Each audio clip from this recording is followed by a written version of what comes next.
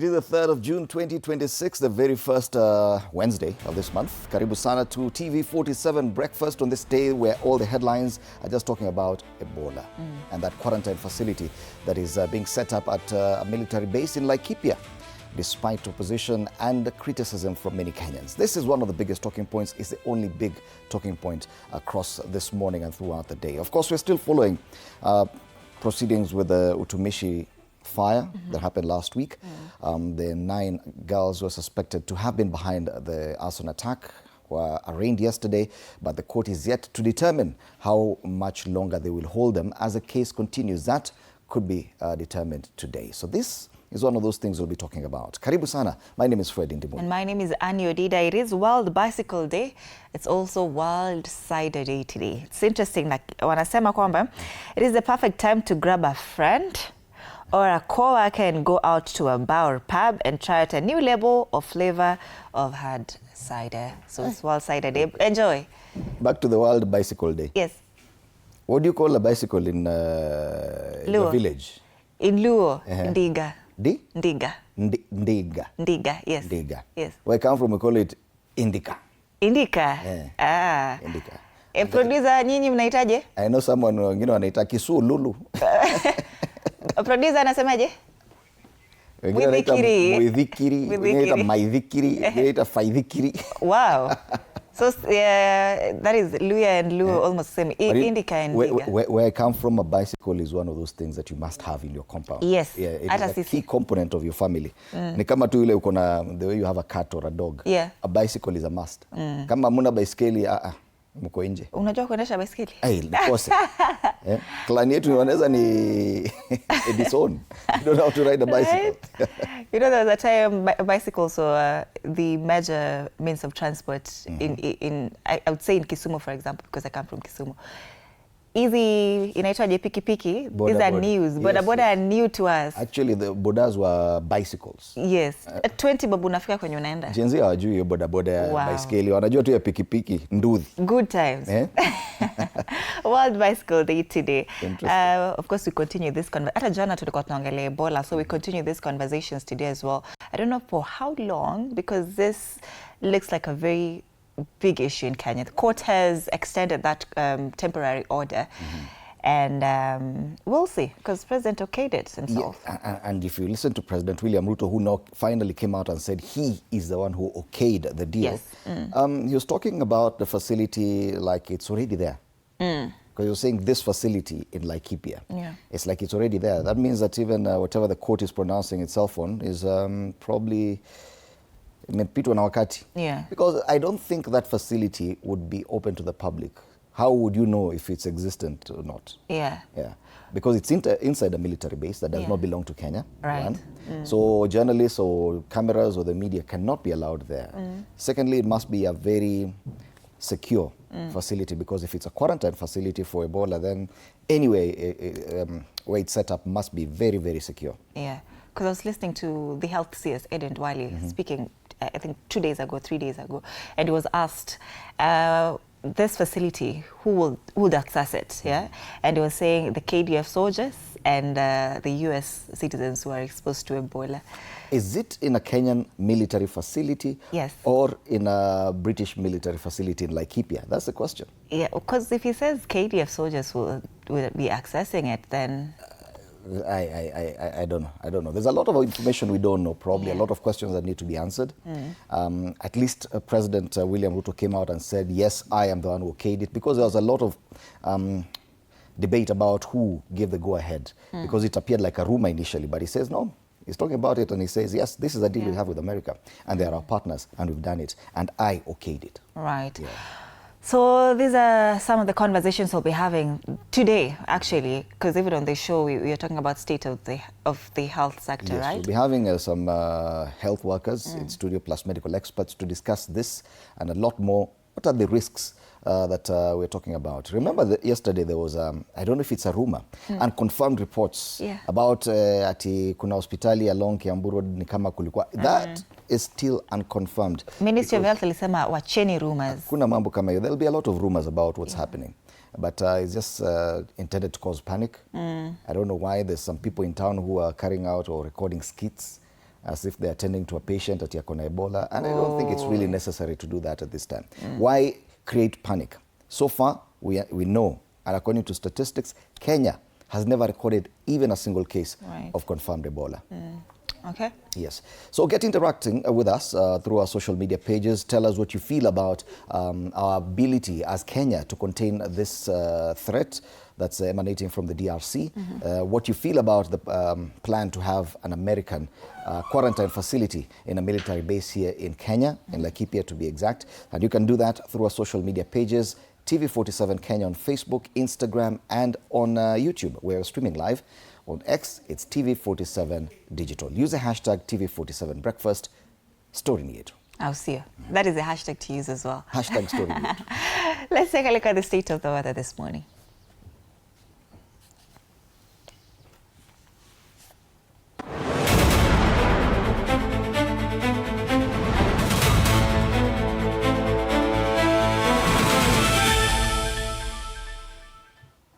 All right, let's see how the weather's looking this morning across the country.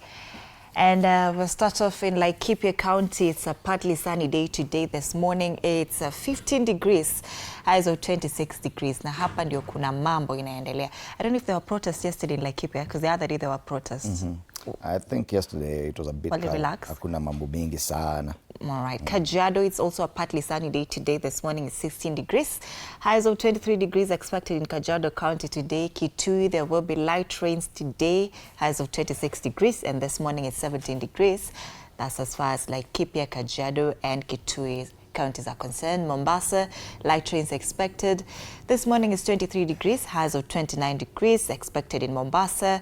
Nyeri, there will be light rains as well. It's 15 degrees this morning, highs of 22 degrees expected in Nyeri County today. And finally, Nairobi, 16 degrees this morning, highs of 23 degrees expected in the capital city today. And that's the state of the weather.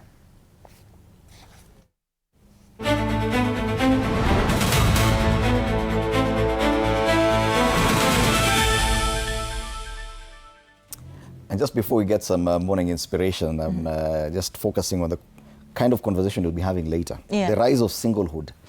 Choice, circumstance, or fear of commitment. Kwa nini mko single? Uko single. Hapana, shampata wangu. Yuko wapi? Kumbe ulikuwa uendelee. All right, let's get some morning inspiration with the quote of the day.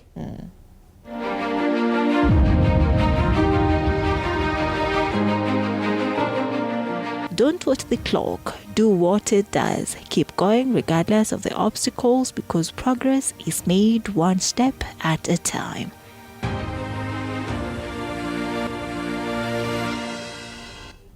All right, progress is made one step at a time. Baby steps, always. One step at a time. I'll see you. Let's take a look at the local dailies and regional dailies in depth.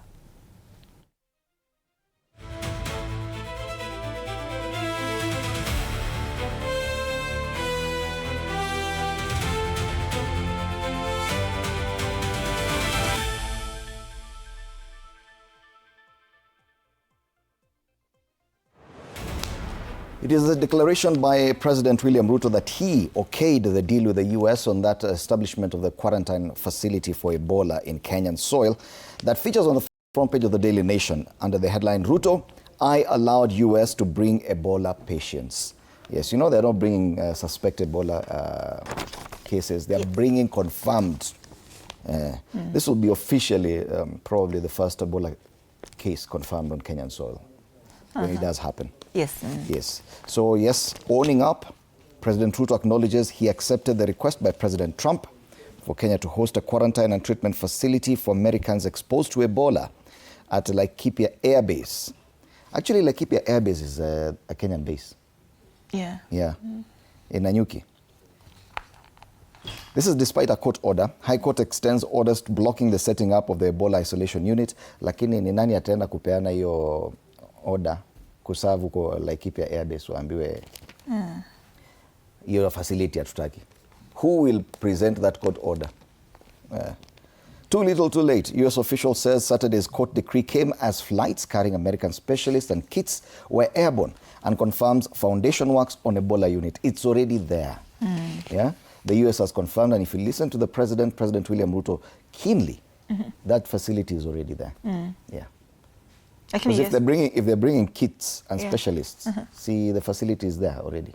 Yeah. Yeah. Hawezi leta zikae kwa tent saa yetu wakijenga, if it's whatever structure. The structure is already there. The center is there. Wanaleta tu vitu tayari. Na zisha land. I don't know if it's the US ambassador to Kenya, because he was responding to this and he said so far there's no confirmed case of, there's no US citizen who has been exposed to Ebola who needs that transfer to Kenya as at yet. The first case was transferred to Germany. Their first case from DRC, they took that patient to Germany, and then they had other cases. I think they took them to Turkey or Czechoslovakia or some other country huko. Lakini sasa wamesema hakuna haja kupeleka watu mbali sana. Sema mtu akipata accidents hapa, utamkimbiza mbali, atunampeleka huko Kitui ama Masakusi, kuna hospitali hapa. Yes. Karibu. And that picture there on the front page, Ebola resistance, a few Kenyan protesters, because many people say they did not come across, many people in the city say they did not come across these demonstrators. So they were marching in Nairobi yesterday, carrying a coffin written Ebola, protesting against that US-backed Ebola quarantine facility being established at the Laikipia Airbase in Nanyuki to host Americans exposed to Ebola in the Democratic Republic of Congo. So now it's going to be at the Laikipia Airbase, which is a Kenyan facility. Yeah, it is not at the Batuk, because they also have Batuk around that area in Nanyuki, and I don't think there's a US military base there. So it's the Laikipia Airbase. Pali jets huwa zinatoka zinarudi. Zile zinakuja national. Muliziona kule Mashujaa Day Wajir. Huko ndio facility inapelekwa. Yeah. The other big story on the front page of the Daily Nation, why state wants Utumishi as on suspects detained. That story is on page 2. Finally, of course, as expected, they covered their faces with masks and hooded jackets. 9 Form 3 students. They're all from Form 3. They're still in custody. So they're 9, because initially we were reporting... According to this paper, they are 9. Yeah. 9 Form 3 students accused of involvement in the dormitory fire that killed 16 people will know today whether they will remain in custody as police complete investigations. So the magistrate is going to make a declaration on whether or not they can be held longer or they can be released on bail pending investigations. But anyway, I can just imagine the agony of a parent who took his child or her child to school just a few weeks ago. Now they have to sit in court and see their child inside the dock. Yeah. Accused of murder. What do you do? And you can actually see other parents whose children died in that attack, who also there in court seeking justice, saying, funga ama sentence them, and it's your child. That's a different kind of pain. You know, I was listening to a conversation that a child is a reflection of the parent. So I don't know how that will sit with you, if at all you are a parent to a child who's now at the dock. But that's a bit harsh on the parents. It is harsh, but why would you lay the blame on the parents now? Amepeleka mtoto shule mzuri, mtoto akaamua kukua tu rogue. Acha nikwambia mchapi watoto siku hizi. Let me tell you, at Form 3, you know, because they're Form 3, right? Yes. 15, 16. At Form 3, what I was thinking about back then was just how I would get new uniforms and how I'd go to find kids. Anyway. Times have changed. Times have changed, definitely. All right, there's an American official who has defended the Ebola facility. That story is on page 5 as well. Nataka kuangalia kuna siasa pale. How Sifuna wave is rattling old guard in Western Kenya. And Orange Party turns to South Africa's ANC for nomination lessons. Wameenda South Africa down south. ANC ndio chama wanatafuta iwafunze jinsi ya kuwa na chama kizuri. Wow. Ile moja ilimezwa. Ile ANC, lakini koti iliwaambia hapana, mjamezwa vizuri. Rudini huko. Wakakasirika sana. Meanwhile, UDA usually goes to China to learn from the Communist Party of China. Now, ODM is learning from ANC. ANC moja ambayo ilimezwa. Si ile ANC ya huku Kenya.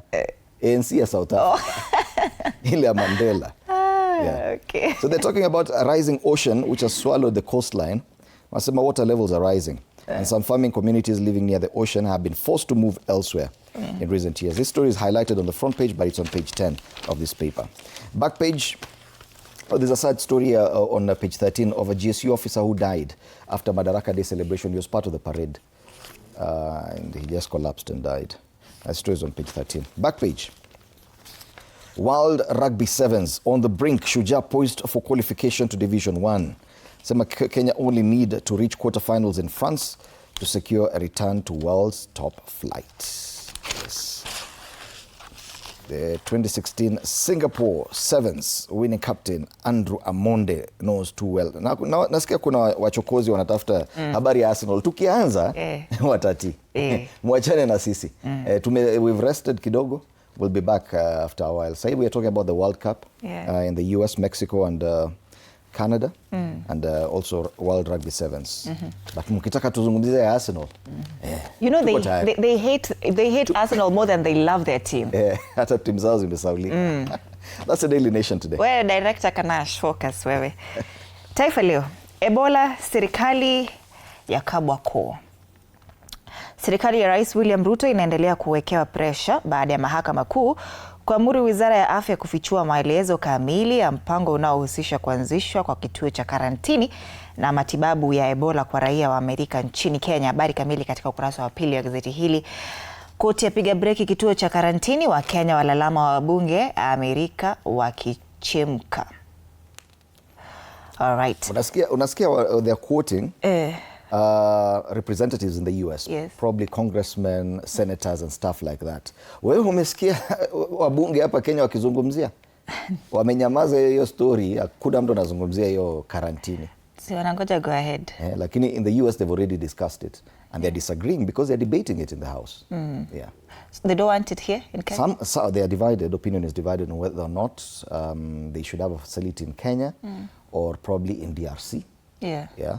But in Kenya, bunge hata hawajui kama kuna hiyo kitu. Hawajui, hawajasikia. Nakumbuka that report 2 weeks ago. The 13th Parliament might be the most detached. Yes. Actually, some of the members I heard them arguing that, you know, it's Uhuru Kenyatta who signed that deal. Well, President William Ruto has confirmed he okayed the deal. Sasa utasema, na wewe ni mbunge elected. Once again, I feel like saying, shame on the Parliament of Kenya. Shame on you. Unfortunately, we have to say it. Finya kabisa. Nimenyamaza. Vidokezo zaidi. ODM yaenda Afrika Kusini kunoa makali. Yes. Kamati ya uchaguzi inaenda kujifunza jinsi ANC inaendesha uteuzi wa wagombeaji wake. Ni ANC ya huko, si ya huku kwetu. Hiyo huku ilimezwa. Utaitafuta uikose. Interesting. Ruto ageukia KDF kumaliza miradi mikuu. Jeshi la twikwa hadhi hiyo kutokana na imani kwamba lina nidhamu, utaalamu na kuzingatia ubora unaohitajika. Upinzani sasa motoni, OB akiwania urais. Mwanasiasa wa Nigeria Peter Obi atangaza nia yake kuwania urais Januari wa kutishia kugawanya upinzani. Alright. Kule juu zaidi, Sifuna watikisa siasa za vigogo wa magharibi, azua changamoto kwa viongozi wa zamani wa eneo hilo, Musalia Mudavadi na spika wa bunge la kitaifa Moses Wetangula. Yes, habari kamili katika ukurasa wa 3. Taifa Leo. Okay. Siasa za upande wa magharibi Kenya ni siasa nzuri sana. Elusive. Zinachekesha. Twende kwa gazeti la The Standard. Still focusing on the Ebola outbreak. So take them home is a headline. And they say this is a firestorm. Some of America's leading public health experts have joined growing criticism on the Ebola quarantine center in Kenya as the opposition, courts and activists step up their resistance.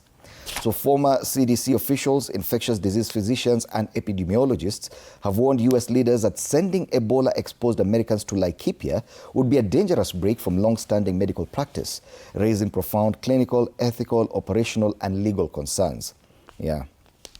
As President William Ruto defends the deal, the experts say citizens ought to be treated in the US or at the source of the infection. And this is the same argument even with some of the legislators in the US. They're saying, if the problem is in DRC, then set up a quarantine facility in DRC at the source of the problem. Why transport them out, cross borders to another place where they have never been they've never experienced Ebola. Yeah. It's either there or, as a responsible country, if it is your citizens who are affected, go pick them, fly them home. Take them home, and that's what the standard is saying. Take them home. Yeah. Sio lazima wapeleke kwa wenyewe, wapeleke nyumbani. Hii inakaa uchokozi sasa yenyewe. Gani hiyo? Hiyo ya kuwaleta hapa Kenya. Hiyo ni uchokozi. By the way, hata ukiangalia, what is the justification of taking infected people from where they are and bringing them to Kenya? Yeah. Nothing can justify that. You say, what is the justification? Nothing can justify that act. Nothing. Because they're saying that, this is for Kenyans as well. Kenyans have never reported any case of Ebola. This one, the quarantine facility is specifically for American citizens. That is clear. Let's get it clear. It is not a quarantine facility for Kenyans. It's for American citizens who get infected in the DRC. Yeah. But the health sector wanasema this is to also strengthen the Kenya's healthcare, space.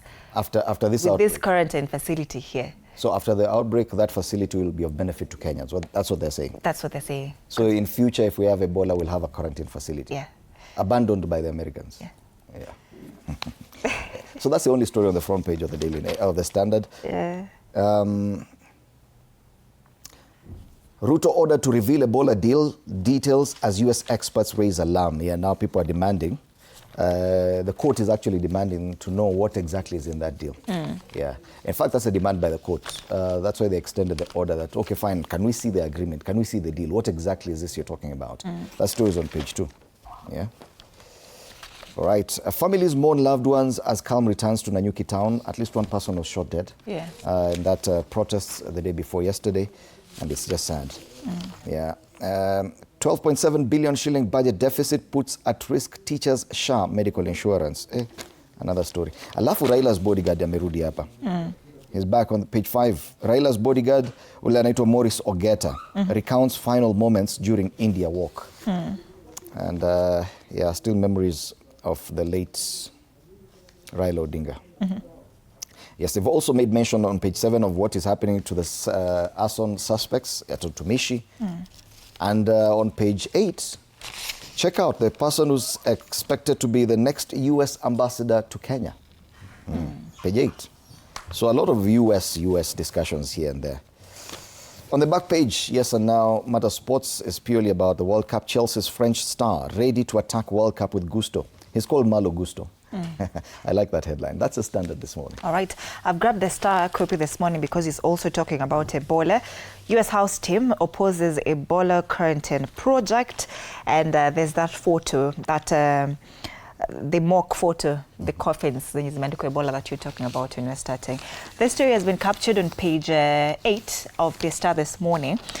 And they're saying that the committee warned against the Trump administration shifting America's public health burden abroad. They're quoted here. They say our government has a responsibility to help Americans abroad. Yeah. The U.S. already has domestic facilities specifically designed to safely care for Ebola patients. The Trump administration should bring Americans home and help them, not outsource that responsibility to a foreign government. Kwa nini Wakenya ndo wanafanya hiyo kazi? Yes. Something funny about the US though. They issued a travel advisory. Yeah. To their citizens in Kenya. Wanasema beware of protests. Yeah. Msikaribie protesters nini. But meanwhile the facility ya kuleta watu wa Ebola ni sawa. Yeah. America very interesting. That's clear. America first. America first. Eriwawaki. Other quick headlines here on the front page of the Star. Why Somali vote shaping as game changer in Ruto 2027 two-term bid. And this story is on page 4 and 5. President has employed a multi-pronged tactic to woo region. That is the northeastern region. Court to rule on Utumishi, 9 probe teams, time appeal. Shame of using pieces of mattress as sanitary towels in 2026. Very sad. That's the story on page 10. And that's the Star. All right. On the People Daily, they talk about fire on the mountain, the number of protests recorded there, and I think specifically referring to the one in Nanyuki, protesting against the setting up of that quarantine facility. So they say often known for political maturity and tolerating divergent views, a region has recently seen protests ending violence, death and looting, begging the question, why is Mount Kenya so angry? A story on page 4 of the People Daily. You have the Business Daily. All right. Okay, new formula dims hope of June diesel price cuts. Fresh rule to base June review on costly April global prices, and state promised 10 shillings per litre cut on cost of diesel. That story is on page 2. PayPal freezes and blocks Kenya accounts on dirty cash fears. That's another story captured on page 2. On the ticker, company-sponsored medical covers in pain. Cheaper deposits lift banks' pre-tax profits 13.6% to 83.5 billion shillings. And that's the Business Daily this morning. All right, let's go to the regional papers. And today is Uganda Martyrs Day. You know that story about the martyrs who were executed on orders of Kabaka Mwanga. So the Daily Monitor today talks about that on the front page. Wamesahau Among sasa. Anita Among amesaulika, ule speaker ameleta vurugu sana. So on the front page of the Daily Monitor, martyrs, saints or villains? That's what they're asking. Yeah, the Uganda martyrs are revered by Christians worldwide as a shining example of faith in God. However, some regard them as traitors who committed treason against Kabaka Mwanga II, arguing that executions were just punishment. So they're focusing on the Martyrs' Day. On the front page of the Daily Monitor, on the front page of the New Vision, still in Uganda, government tightens rules on district tenders. Local farms, youth, women and persons with disabilities to benefit, more or less like what we see in Kenya. But do they get to benefit? That's the question. Tuvuke boda tuingie Tanzania. Gazeti la Kwanza Tanzania kule tuanze na The Citizen talks about 5.1 trillion shilling debt in Tanzanian money. Yeah. Payment plan shapes budget priorities. They're also anticipating presentation of the Tanzanian budget next week, same date as Kenya, presenting the budget statement by the CS for Treasury. That will happen on 11th of next week. 11th of this month. Oh, of this month. Not yeah, next 11th, which is next week. Yes. I beg your pardon. Yeah. Tukiangazia gazeti la Mwananchi, tukisalia kule Bongo, habari kuu pale ni ya kisiasa, siri mchungaji Msigwa kurudi Chadema. And I can see Chadema inarudi polepole kwa kurasa za mbele za magazeti ya kule Tanzania. All right, so those are the local and regional dailies this morning. Let's come back and take a look at the cartoons today. We start off with the one on the Daily Nation, and it talks about America's behavior. So they have a caricature of the American president. Ameziba masikio na ameangalia kando. Kuna ndege ya kijeshi ya Kenya iko pale. And then wameandika travel advisory. United States of America travel advisory. Beware of Ebola protests more than Ebola infection. Musijali Ebola infection. Kuna facility ya karantini. Umesema karantini? Karantini. Si tuko sawa. We are ready. Tuko sawa, sisi tuko tayari, lakini mchunge sana protests za Ebola. That's a cartoon on the Daily Nation. The one on the Star talks about what's on the front page of the Star actually. President William Ruto pale na ngamia wake. Northeastern. Anasema easier than the kingdom of the mountain. Yeah, right. Alipewa ngamia 100. Imagine. 100 camels. Wakamuta king. Kasema you are the sultan of the northern frontier. Easier than the kingdom of the mountain. Have you seen that video of the president on a very lonely road? Not lonely. It's one of those roads in northern Kenya where there's no traffic, zero traffic. So he's trying to take a video with camels behind him. So amejaribu kupanga camels zikae hivi ndio the president atembee towards camera zikimfuata. Ngamia zimesumbua. Hawataki kwenda. Ngamia zimesumbua. Hazo hatumfuati. Interesting. That's the Star. The cartoon on the Standard is a very interesting caricature here of what's happening with banks and the loans, non-performing loans. So kuna banks hapa anakimbiza borrower vibaya sana. Wewe hajalipa non-performing loans. Na hiyo borrower karibu aingie kwa shimo ya auction. Yeah. It's a very difficult time for many people, borrowers, especially those from banks. Interest rates are high. Pesa hakuna. So kuna shida sana. Non-performing loans have gone up. And I think for the first time, one of the banks recorded a loss or a reduction in profit, which has not happened in a very long time. Banks in Kenya are always making profit. So one of the banks record a drop in their profits. Watu hawalipi. Watu hawalipi madeni. All right, so those are the cartoons. Before we come to our conversation, let's take a quick look at the traffic situation in and around the city.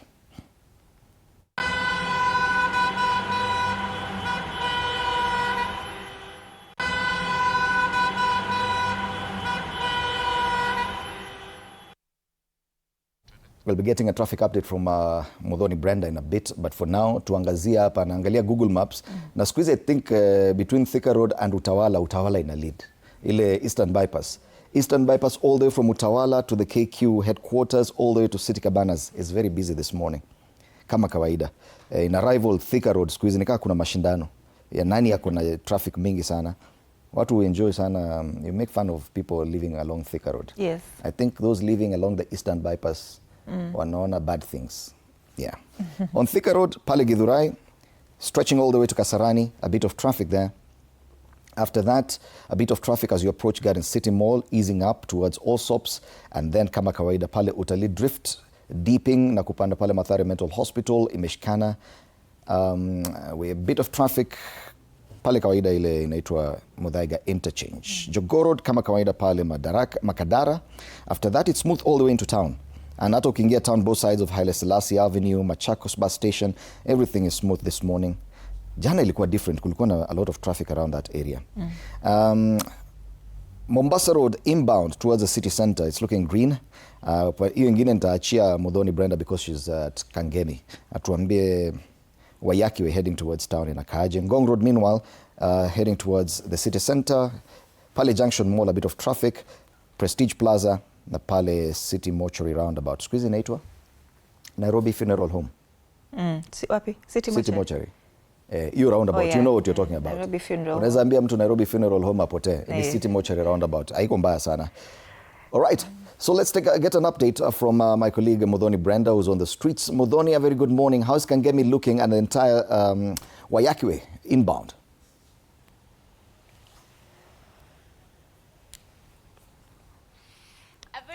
Morning to you, Fred Indimuli. Indeed, Kangemi is a very, very busy. I remember when I was in high school, I had friends who came from this place and they used to call it Ungem. So tumefika hapa Kangemi and I have seen so many signage posts saying, oh, Karibu Ungem, Karibu Ungem. So yesterday, the roaming reporter will be coming to you live here from Ungem. Now, traffic here in Kangemi, Fred Indimuli, if my camera person can just pan to show you how the flyover is looking hapa Kangemi, traffic is already started to build up, and as you can see, residents are already awake. Human traffic pia iko, pedestrians are already here. Market vendors pia wameamka, wase wa smoky, wase wa mayai. And on our way here, we left Kiambu Road at around 6 a.m. and it has taken us 20 minutes to get to Kangemi. So if you ask me, I can say that traffic today is not that busy, considering sahizi it's already around 6:30 a.m. Now ukiangalia nyuma, traffic is not that heavy. Back to you in studio. All right, thank you Muthoni. Na umesema watu wa mayai washafika hapo. Gongewa mbili kwa bili yangu. Tutaongea baadaye. Thank you so much for that traffic update. All right. After the break. Yeah. Health safety in Kenya. Of course, the big discussion is around Ebola. How safe are we? Are we ready for this? So we're talking to medical experts and health workers who, if at all anything happens, they're the first line of defense. Right. So get interactive with us on our social media pages, TV47 on Facebook, Instagram, and on YouTube. On X, it's TV47 Digital. You can tag us. My handle is at Annie_Dida. Mine is at Fred Indimuli. Story ni yako, story ni yangu. Story ni yetu. See you after the break. All right.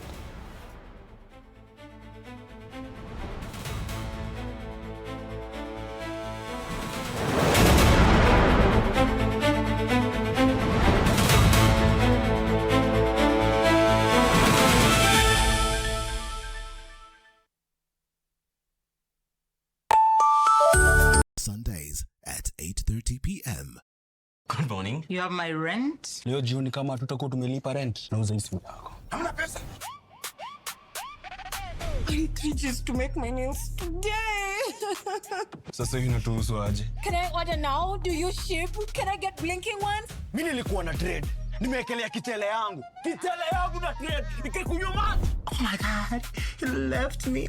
Nitumie ni line. Huko nje kuna Wi-Fi. Why? Hi-Fi? Wait, so what do we call this dish again? I have no idea. The cucumbers are there specifically for my beauty routine. Tangulini kero umeka kwa beauty product. Na ameenda. Tunafaa tukuwe na logo yetu. Like, si ni brand already. We won't entertain divas. No. I'm not dealing with a man child. Amazing. Nishapenda hii energy. Sundays at 8:30 p.m. on TV47. Saturday at 8:30 p.m. My father used to tell me that our hotel is the home for travelers. I guess I forgot that. Recently, it's been more of a mirror of my own ambition. Booyah! We might fail. We will probably fail, but not for a lack of trying. So for the last time, and the first time, welcome to Connect In, the best experience in Eastern Central Africa and its environs. Saturday at 8:30 p.m. on TV47. Wednesdays at 8:30 p.m. This is a very serious place. I see that. Surely. Hey, Nyumba. This is the place. Just for a few days. Rule number 2. Kwani Google inajua maisha yangu wewe? That's my seat. It's a chair. It was hers.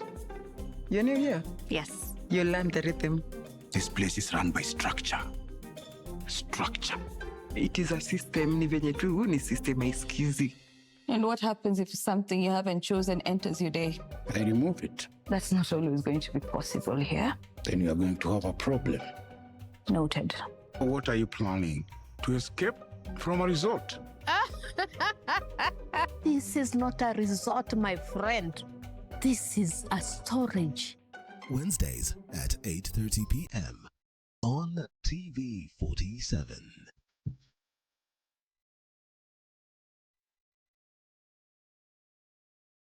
Nairobi, where the hustle never sleeps and neither do the scammers. Link Up, we are talking about something that's affecting all of us. We are talking trust. We're diving into the campus life. Stay fresh, stay safe. Stay linked up.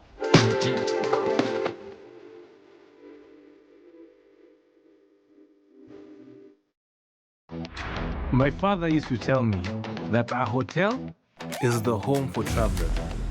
I guess I forgot that. Recently, it's been more of a mirror of my own ambition. Booyah! We might fail. We will probably fail, but not for a lack of trying. So for the last time, and the first time, welcome to Connect In, the best experience in Eastern Central Africa and its environs.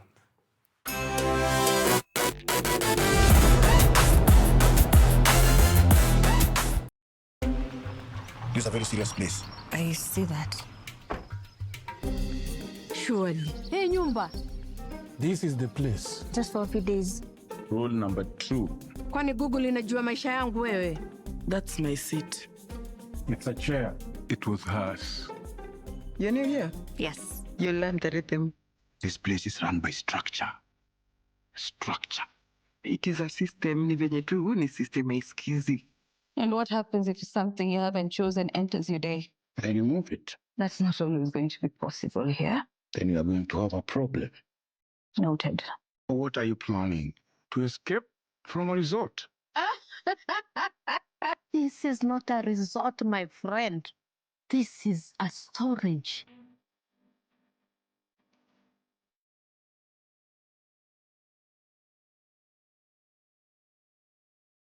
You have to be very careful. Fake money can kill business.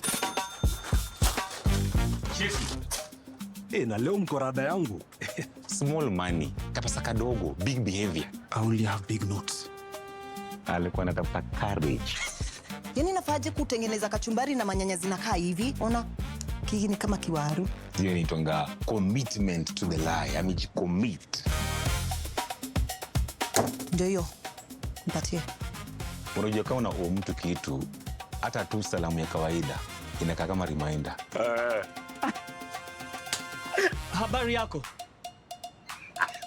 Sintalipa kesho. Kesho gani when? Si kesho ya kesho ya tomorrow. Hiyo tena. Mzee ni budi weekend choka. Ni budi ni madeni.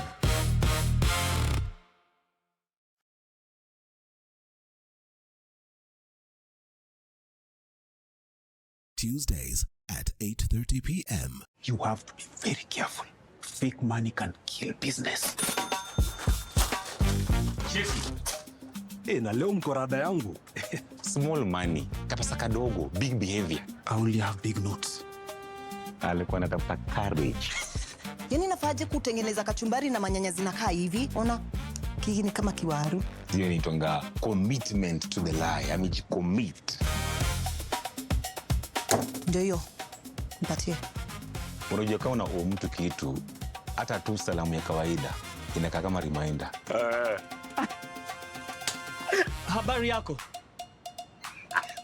Sintalipa kesho. Kesho gani when? Si kesho ya kesho ya tomorrow. Hiyo tena. Mzee ni budi weekend choka. Ni budi ni madeni. Tuesdays at 8:30 p.m. on TV47. Sundays at 8:30 p.m. Good morning. You have my rent? Leo jioni kama tutakuwa tumelipa rent, nauza hii yako. Hamna pesa. I need 3 G's to make my nails today. Sasa hivi natuhusu aje? Can I order now? Do you ship? Can I get blinking ones? Mimi nilikuwa na trade. Nimewekelea kitele yangu. Kitele yangu na trade. Ikikunywa maji. Oh my God. You left me. Nitumie ni line. Uko nje kuna wifi. Why? Hi-fi? Wait, so what do we call this dish again? I have no idea.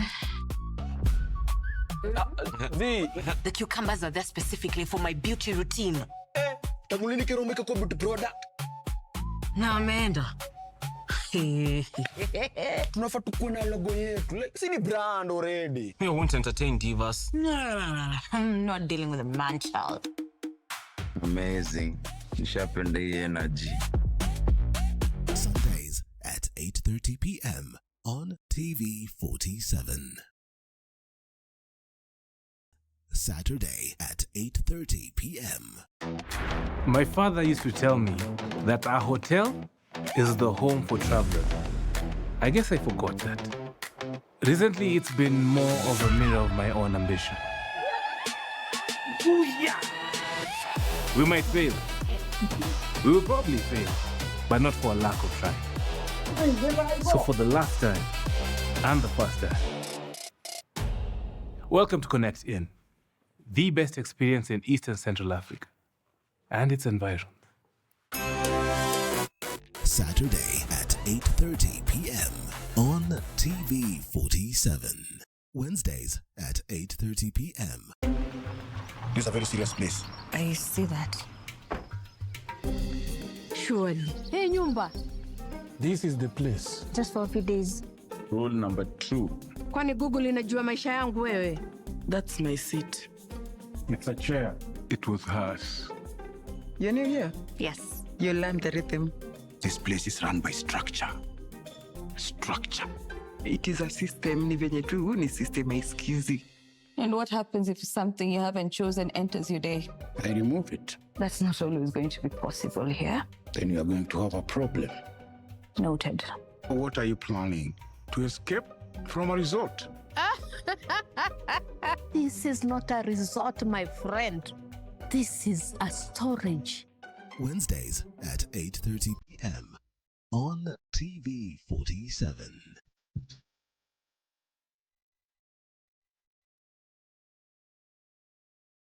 Nairobi, where the hustle never sleeps and neither do the scammers.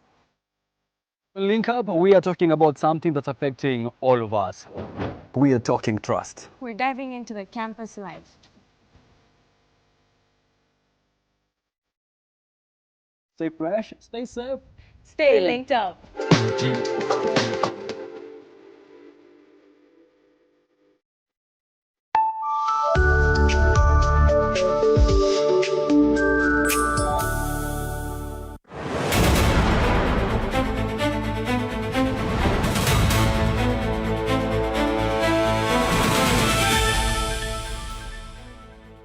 right, good morning once again. This is TV47 Breakfast with me, Fred Indimuli. If you look at the dailies this morning, there's nothing else they're talking about. It's Ebola. Yeah, the rage that Kenyans have, the declaration by President William Ruto that he is the one who okayed the deal to set up an Ebola quarantine facility in Laikipia. And that's the biggest discussion, and so we have to focus on that today. So, the latest Ebola outbreak in the DRC is a 17th recorded such case since 1976. It was declared in mid-May 2026 in Ituri province within DRC, and it involves a Bundibugyo virus, which is a rare strain of Ebola, very different from the one that we've experienced before in DRC. When I say we, I talk about us in the region. That is referred to as a Zaire strain. So Bundibugyo is a different one completely. No one has ever experienced it before. This is a rare strain compared to the more common Zaire Ebola virus. It has no approved specific vaccine or therapeutics. This is what we're dealing with. This is a threat to the entire region. Now, if you look at the statistics, in DRC, around 350 confirmed cases, although some broader reports report about 1,000 plus. Even in the deaths, the official figures are a bit meager at around 60, but even media reports indicate that there could be more than 250 deaths already. Kenya has never recorded a single Ebola confirmed case, ever.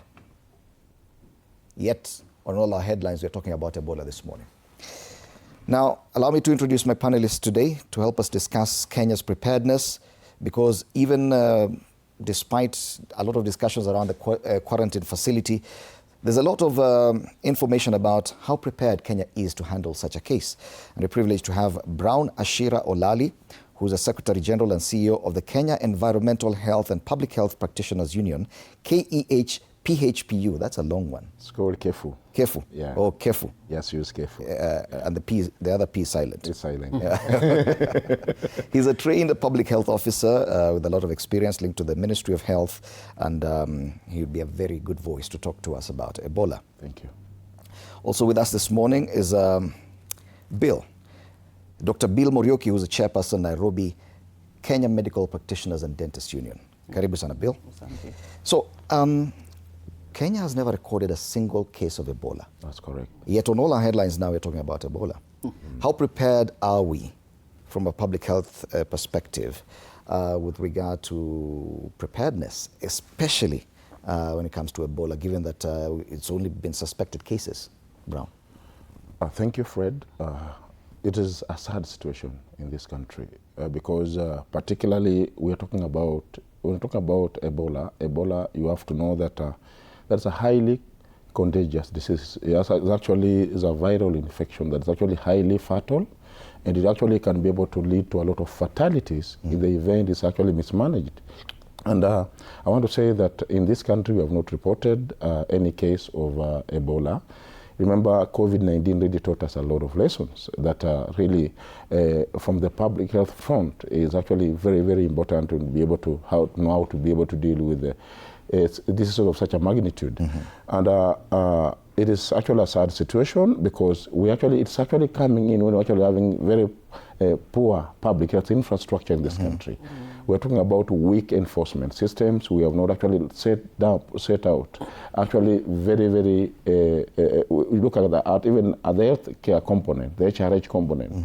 We're actually talking about a healthcare system that actually is not actually in good shape to be able to really address those challenges. When I say this, I mean we're actually having a lot of gaps in terms of the HRH.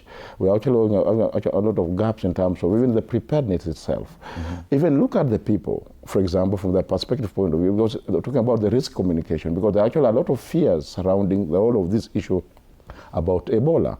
And therefore, it is actually coming in at a situation whereby it's very unfortunate. And I'm going through the dailies, and I don't know whether it's true or not that I allowed US to bring Ebola patients. Well, the president has confirmed. Itself is actually a very unfortunate statement. And we'll discuss the dangers. Yes. We'll discuss the dangers, if at all, and the risks involved in having confirmed cases of Ebola, because it means that if that quarantine facility is to be used, then Kenya will have recorded its first case of Ebola. But we've come from a pandemic just the other day, Bill. Yeah. 2020, 2021. This one is a small outbreak in the DRC, but there are already concerns about our preparedness. From a health workers' perspective, how come we are ill-prepared when we've survived a global pandemic? How come health workers are not ready for this, as Brown says?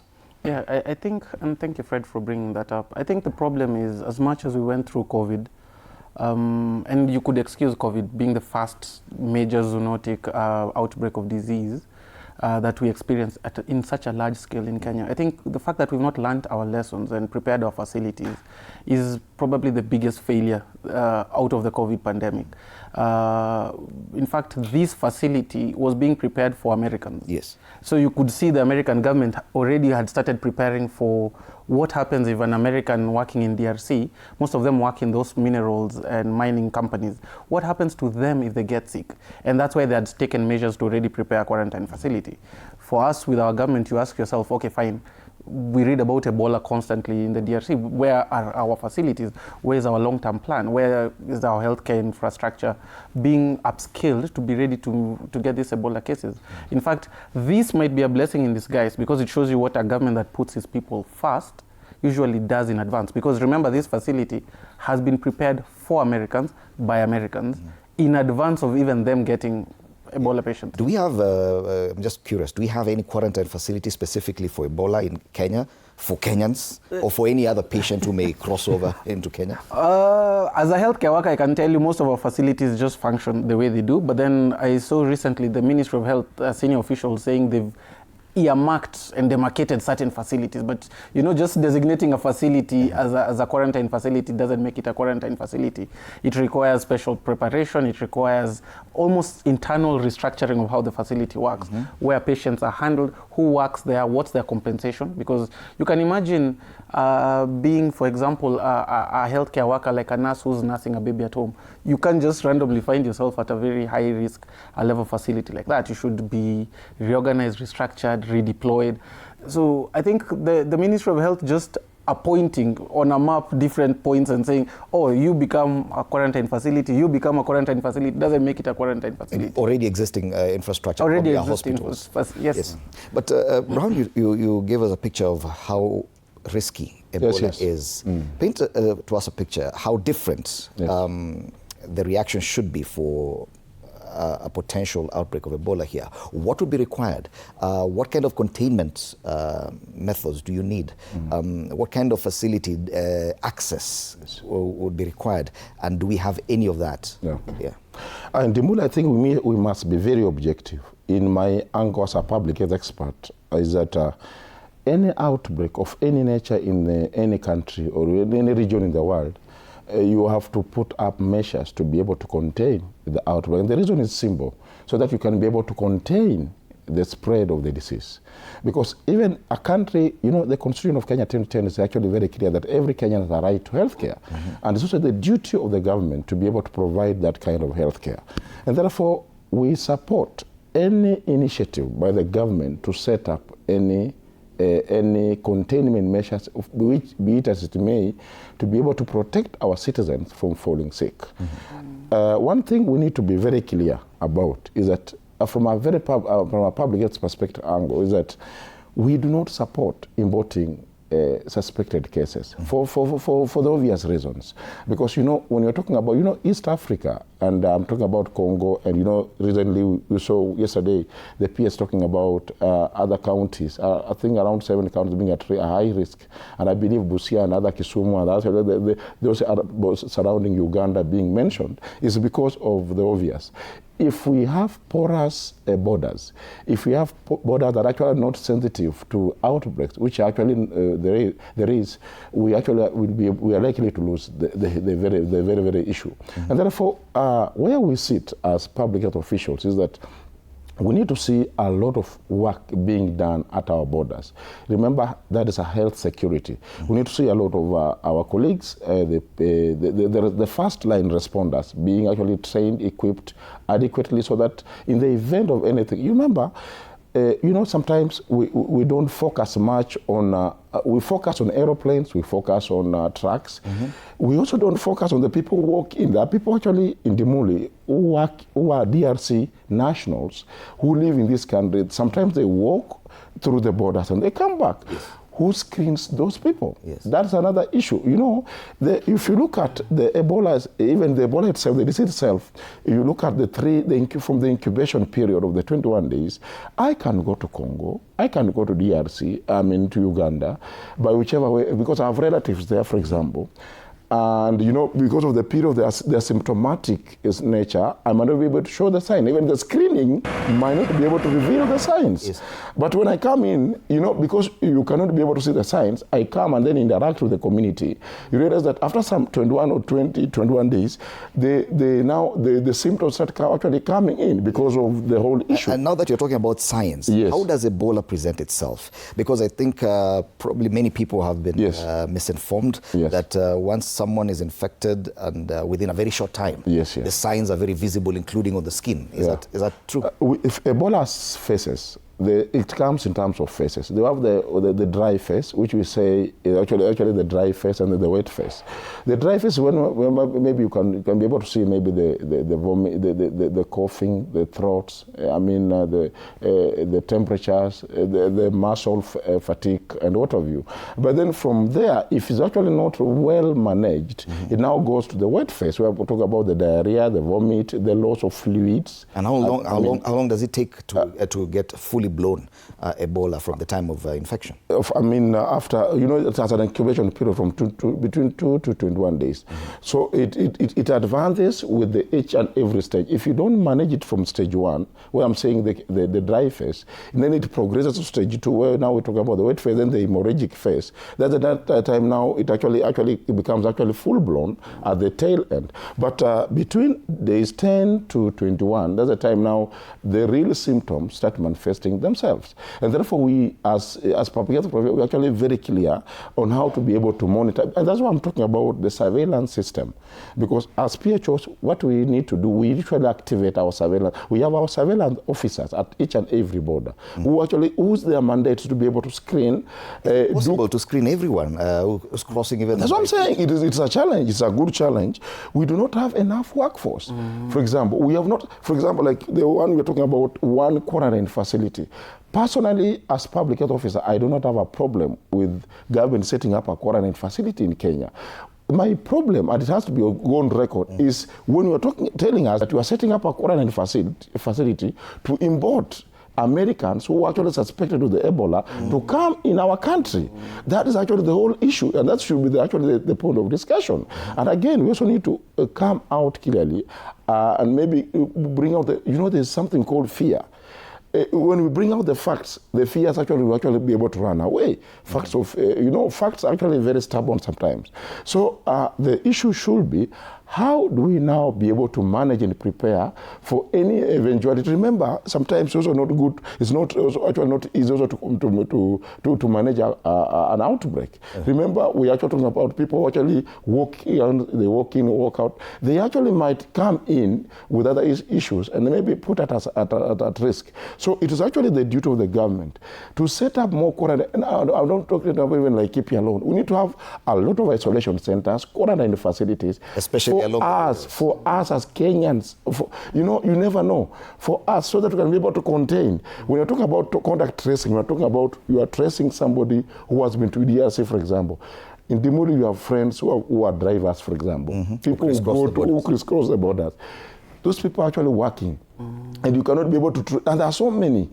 You go to Malaba, you go to wherever borders. So it's practically impossible to contain all of them just by monitoring. You can't, and even if you were to have the screening aspect, it's also not going to be very much possible to screen actually. Like I remember I told you, we concentrate most on trucks and maybe aeroplanes. Do we actually look at the people who walk in and walk out? By foot. Right. And remember, our workforce is actually very lean. And that's why even right now, we need to be talking about emergency employment of adequate personnel, adequate doctors, adequate public health officers, adequate nurses, to be able to contain the same. Bill, because you're a representative of health workers, yes. The first line of defense, they are not enough. No. There's a huge risk, especially from people whose symptoms are still not showing. They've not gotten to the level that you may say this is fully blown. And I've seen some of your colleagues complain about the risk posed to health workers as well. How bad is the situation? Yeah, so Fred, even during normal times without an outbreak, the healthcare workforce is not enough. Many hospitals are very understaffed, and a lot of facilities do not even have the necessary staffing numbers that you require for specialties that every potential sick person might need. Now, when you have a disease like Ebola, not only is that a whole new problem that requires different preparations and different levels of critical care, it also requires you, as Katibu here says, to hire way more people. Because remember, when you're dealing with such an infectious disease, you also want to reduce the amount of time every individual healthcare worker is exposed to the patient. So where normally in a ward we could have one nurse maybe taking care of 18 people, you now might end up needing 6 nurses taking care of one person, doing multiple shifts. Also, those healthcare workers need to go to quarantine when they're done with their shifts to make sure they don't go and pass it on. They also don't leave the quarantine facility. So we're talking about an emergency employment of a lot of healthcare personnel specifically dedicated to this problem. And that's why anytime you ever hear about Ebola, as much as the places it's common, DRC, sometimes Western Uganda, you always notice the AU mobilizes healthcare workers from across Africa to go in an emergency deployment situation to go to those areas. In fact, we have Kenyan personnel who've gone to Ebola zones before. So you can imagine the kind of numbers you require for it to be handled in Kenya. And that's why you can see it together with the American plan. And this is why it's so sad that we're discussing this in the context of a hidden deal. The American plan comes with facilities, medication, and also personnel. That we need. For themselves. Yes. Yeah. So it is for them. So you can see, for them, they can see everything that is required, and they are dedicating resources to it. Is it possible for us to replicate what we see from the Americans? Probably in a quarantine facility, the kind of kits they've come with, the kind of structure, the kind of level of expertise of health workers. Do we have anything close to that? It is possible. I think what is failing is just political will and political imagination to prioritize healthcare as one of the most important things to do. Do you think this kind of outrage is justified? The panic, the people fear, they do not know what this Ebola is, but it's just something scary. And even health workers are also in a panic. Is it justified? No, this outrage is actually quite justified, and it's on multiple levels. First of all, this deal was made in secret. If there was anything good for Kenyans there, we know our government. They will publicize even the opening of a small road. Why not publicize a deal that you think is good for Kenyans? This only came out because the Americans were speaking about it to their own people, that we have this contingency plan, and anybody infected in Africa will not come to the United States, will be treated in Africa, and we have a deal with Kenya to do that. So the outrage at that level is already one. Number two, as Katibu here says, we have so many problems as a country. Since when do we even start importing new ones? That Ebola is currently the outbreak is in a country that is even a country away. Instead of us thinking if there's a Kenyan infected there, how will we support and treat them while there? How do we make sure any cases do not come into Kenya? Here we are saying, oh, bring them to Kenya, and miraculously we shall deal with them within a quarantine facility in the middle of Laikipia.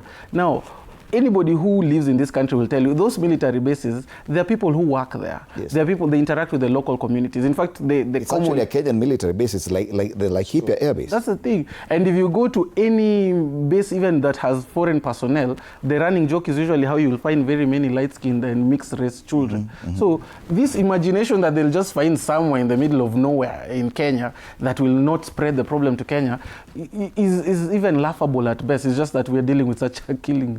If at all it happens and there are cases that are confirmed and the Americans are brought to Kenya to this quarantine facility, and probably the virus strain is properly contained, what is the risk, or what is the potential risk that a new strain of the disease could actually emanate from Kenya? The chances are very high. Remember, we're talking about Bundibugyo virus. Strain of a virus. There is actually, the Zaire one, but now we're talking about the Bundibugyo virus. But the truth of the matter be said, And I saw even the US government even giving travel advisories to its citizens. Mostly about the protest. About the protest. But something should tell you, is Ebola not actually also not very important to them? I mean, to them. What I'm saying is this: we have to be very objective. If we want to contain the virus, or rather any form of any disease, priority number one should come to your citizens. As a president, or rather as a government that is actually caring, first of all, you give priority to your citizens, not to the nationals, foreign nationals first. You have to be able to make sure that your citizens are actually very safe, so that as you go outside there, by the way, Kenya has the best experts in terms of the medical and the health fields. We train the best doctors, the best public health officers, the best nurses. We need to utilize the expertise of our people here. And that's why you've been seeing most of our healthcare professionals actually move outside the country. Actually, they are on high need outside there. But we don't seem actually to be able to appreciate that fact. So what I'm saying is that the government must prioritize, first of all, making their citizens very safe, according to the constitution. Introduction of a virus to the Kenyan ecosystem. Yes. How certain will it be that it can be contained fully, that in future it does not recur? You cannot introduce another, it's not possible. So once the Ebola virus is introduced to the Kenyan ecosystem, that's it? That is it, exactly. Now going forward, we'll be having Ebola. We're actually having a problem. Remember, we don't have a case before. And that's why you're actually complaining about the importation of those suspected cases. We also, as healthcare workers, we also don't want to bring problems to ourselves. We know the problems already we have in our healthcare systems. Number one, our healthcare systems are porous. Number two, our healthcare systems, he talked about the financing. Actually, we don't give priority. We give priority more to other things than the healthcare itself.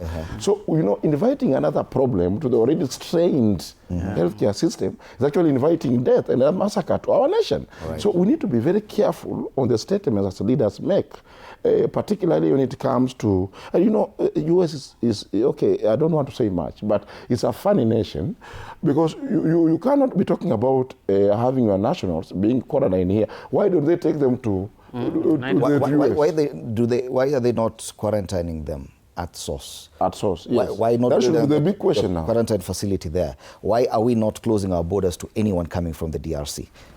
Those are the questions we ask. The interests actually are marvelous. That's what I keep saying.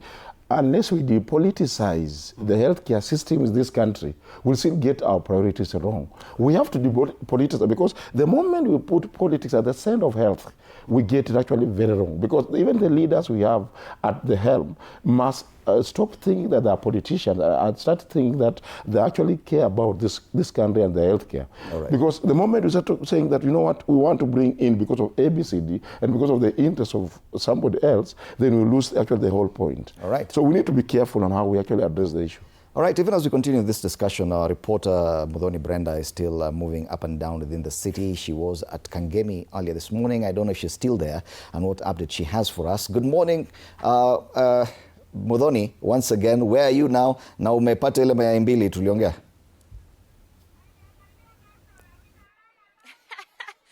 Wewe unajua maneno yako. Indimuli ananiambianga gongewa mayai, alafu nikirudi studio nikimuitisha pesa ananiambia hiyo ni maneno ya TV. But that is on a very light note. We are still here at Kangemi. And well, the government has confirmed that Kenya has reported 0 cases on Ebola. The proposed construction of the quarantine facility in Laikipia has brought this conversation to the doorsteps of ordinary citizens. So leo tunataka kusikia hapa Kangemi, what do residents know about this illness? Je, wanajua hata kuna illness inaitwa kama Ebola? Je, wanajua symptoms zake? And with me here, I have, karibia hapa, I have a resident here from Kangemi. Habari yako, good morning. Very much fine. Hey, wewe unafanyanga kazi gani hapa? Angalia kamera pale. Unafanyanga kazi gani hapa? Mimi I do work of Proceptor. Proceptor. Hiyo ni kazi gani? Ya kuokota na kuchukua. Oh, sawa sawa. Je, nikuulize, ushaisikia kwamba kuna illness inaitwa Ebola? Ndio. Around 2013. Around 2013. Yes. When was the first time ulipatana na hiyo illness ya Ebola? The illness, I had it in Congo, and it came in Uganda. Now it's coming in Kenya. It's not coming in Kenya. WHO imesema that Kenya has reported 0 cases of the illness. But the first time I heard it in Uganda. Ulisikia the first time ilikuwa Uganda? No, Congo. That's Congo. Congo Forest. Oh, DRC Congo. Alright, sawa sawa. Wacha tusikie maoni mengine hapa ya wauzaji. Sijui if my camera person ataweza kunifikia pale. Ndio hiyo. Habari yako? Good morning baba. Mzuri, niko mzima. Je, nikuulize, umewahi sikia kwamba kuna ugonjwa unaitwa Ebola? Niko na ufahamu ya kwamba Ebola iko na ni ugonjwa hatari sana, kwa sababu ni viini zenye hazina tiba. Na kama nchi ya Amerika na ndio nchi ile kubwa yenye uwezo mkubwa duniani, hakuna nchi nyingine iko na uwezo na rasilimali ya kutibu, ama pia madaktari wenye wako Amerika ni wenye uwezo. Sasa sisi tuko na swali hapa, sisi tukiwa kama wakaaji wa Kenya ama wale watu tuko huku, tunahofia ya kwamba Amerika yenyewe inahofia kutotibia watu kwao, na wao ndio wenye uwezo, na pia nchi yao ni kubwa kuliko Afrika ikiwa mzima. Mbona wao wasitibia watu kwao, waje kutuletea vitu ambazo sisi wenyewe hata magonjwa zingine zimetushida, na pia hata huyo Trump. Na sasa nikuulize, kwanza tuachane kwanza na president huyo wa Marekani. Nikuulize hapa Kangemi, je, wakazi wanajua symptoms za huu ugonjwa? Sina ufunuo ya kwamba kama wanayo uwezo, lakini mimi chenye najua mimi niko na ufunuo kidogo ya kwamba ni ugonjwa hatari ambayo ukiwa nayo huwa mashimo yote ama sehemu yote yenye imefunguka damu huwa inakutoka, na usipotibiwa uwezi enda sana 72 hours utakuwa umewega. Hiyo ni ukweli. One of the symptoms ya Ebola wanasema in extreme cases kuna kwanga na internal bleeding. Fred Ndimuli, kuna mama hapa Kangemi. Amenisikia ametoroka. Wacha basi tusikie. Kuna mama hapa Kangemi, asante. Kuna mama hapa Kangemi anauza vitunguu. Wacha tusikie kama amewahi kusikia Haya, na wewe habari yako? Good morning.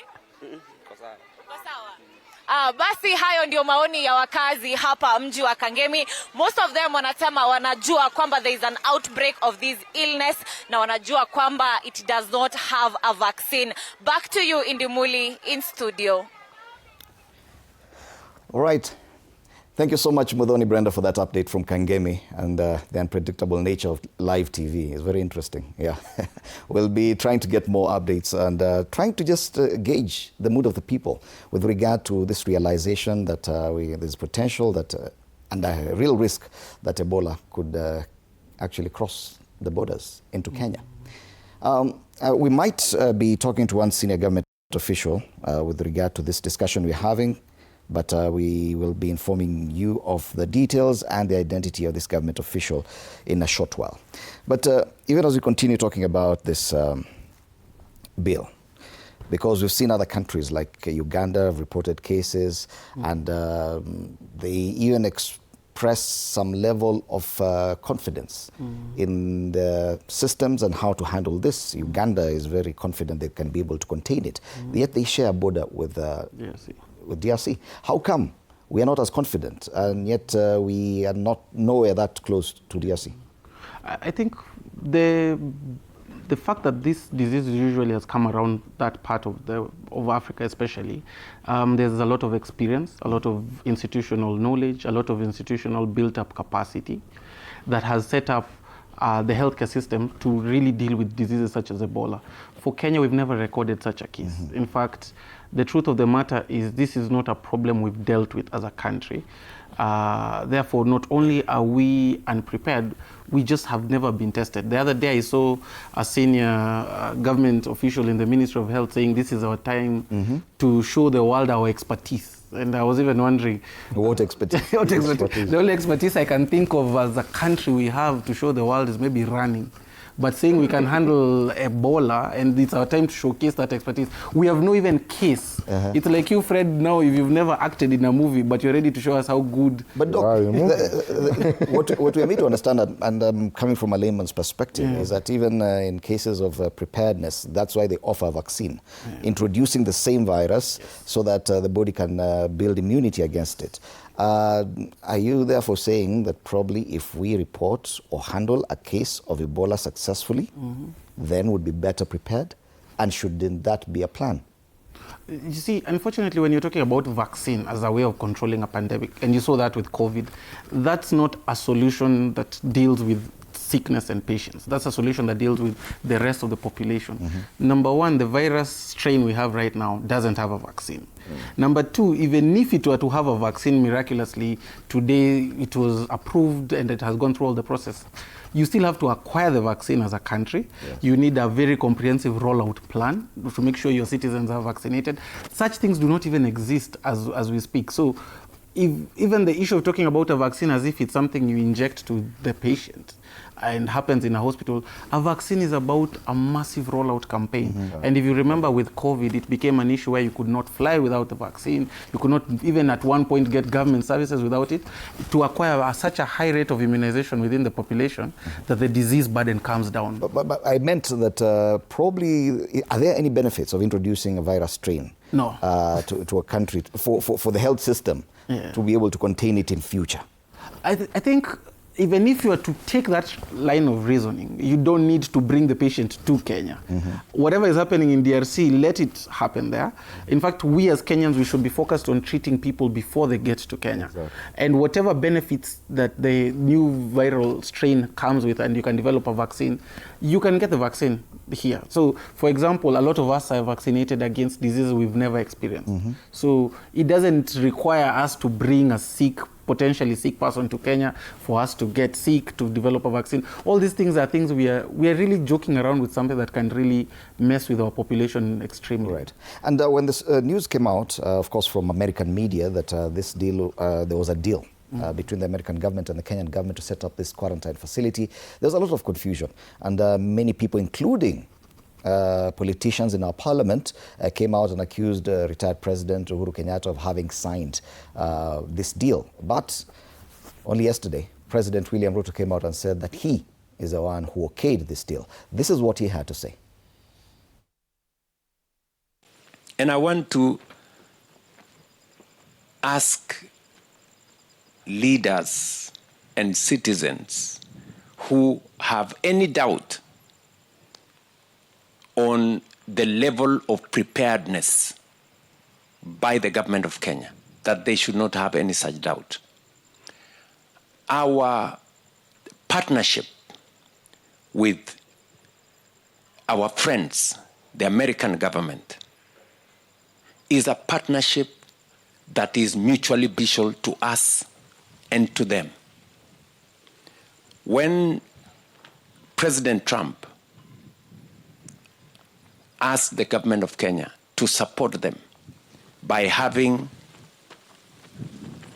a center in Laikipia Air Base, I gave the okay because it was an agreement and a partnership with friends who have worked with Kenya for 30, 40 years. The American government has supported us. They have deployed huge resources in Kenya to work with us on HIV/AIDS, to work with us on other diseases. They worked with us on Ebola. In fact, KEMRI was one of the institutions that worked on research on the vaccines for COVID, because we have a solid partnership with America and other partners. So the facility that is at Laikipia Air Base is not a facility different from all the other facilities that we have across Kenya. We have 23 other facilities set up in Kenyatta Hospital, in the police hospital in Nairobi, in Moi Teaching and Referral Hospital in Eldoret, in Kenyatta Hospital in Thika, in Alupe Hospital in Busia, and in many other areas. And these facilities are meant to make sure that there is proper screening, and if there is any positive identification of people who have Ebola, then immediately they are isolated, they are treated so that we avoid any spread of the disease. So I want to ask those who are questioning our preparedness or our preparing to make sure that we deal with a challenge if ever it gets to our country. What are they telling us? They are telling us we should not prepare? Are they telling us we should not be ready? And the fact that we could end up with a case is not far-fetched. We have security people serving in Congo DRC. We have thousands upon thousands of Kenyans in DRC. If, for whatever reason, they were to become victims of Ebola, we would have a responsibility as a country to treat them. We would have a responsibility to our citizens to make sure that we take care of them. Yes. President William Ruto there confirming that he indeed okayed the deal with the American government to set up that facility at the Laikipia Air Base. And I don't know if it was by error or he just referred to the facility that is currently at the Laikipia Air Base, meaning that that court order that was issued barring the establishment of the facility could be obsolete by now, probably, out of time. But these are questions that have been posed also to the American government officials by their journalists who have been ahead of this thing. And this is what one of the officials had to say in answering a question by a journalist. On Ebola, if Kenya does end up blocking the U.S. quarantine facility there, and it seems like they might since the Kenyan courts are delaying it, where will Americans who have been exposed end up going? And then why can't they just come to the United States? I mean, I think you would probably agree that the U.S. has pretty good health care here.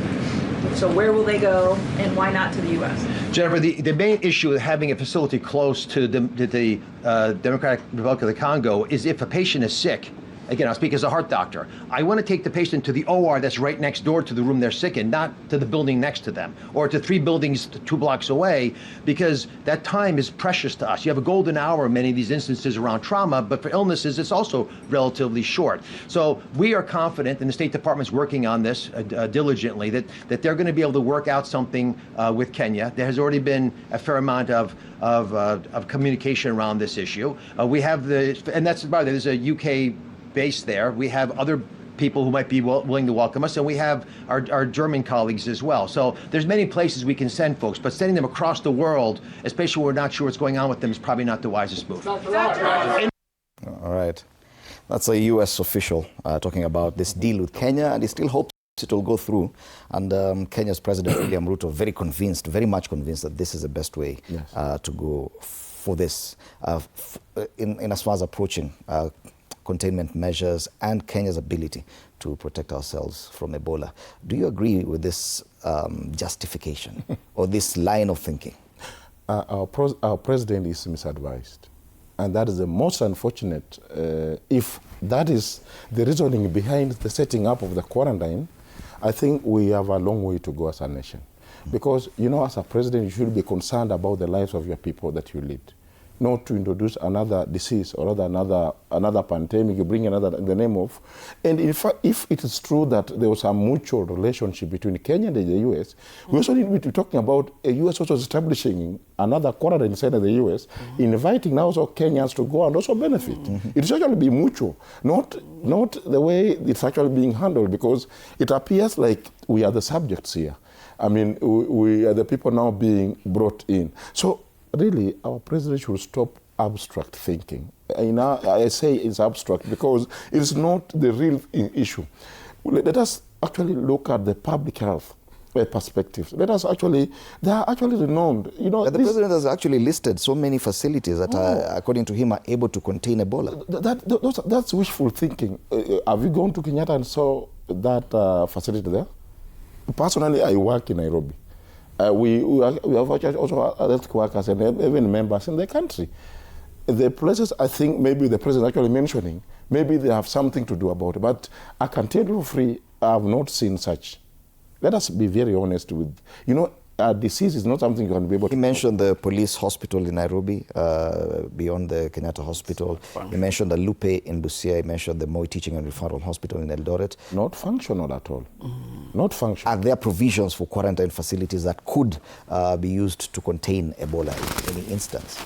Even if there could be there, for example, but in the current situation, the way we are in, we cannot set up facilities to be able to bring in suspects of diseases. Let's set up facilities to take care of, to contain the virus, maybe take care of the Kenyans, and not to set up facilities in the name of trying to bring in other issues from other countries to be able to contain it. My thinking is this, that if there are any plans by the government or the Minister of Health for that matter to set up quarantine or isolation centers, let's be able to base them on what this country actually needs, the needs of the Kenyans, and also let's be able to, let's talk about, I don't know, the Laikipia, what have you, and the president should actually be able to allow the Minister of Health.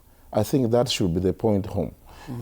I think in the Ministry of Health we have experts, we have doctors there, we have public health officers, we have nurses there, who can be able to sit down and maybe see to it that we can be able to do something about this issue. But the kind of the person advising our president, I'm sorry to say this, that actually is misadvising our president. Let us look at the WHO guidelines on public health issues, on how to be able to handle a pandemic.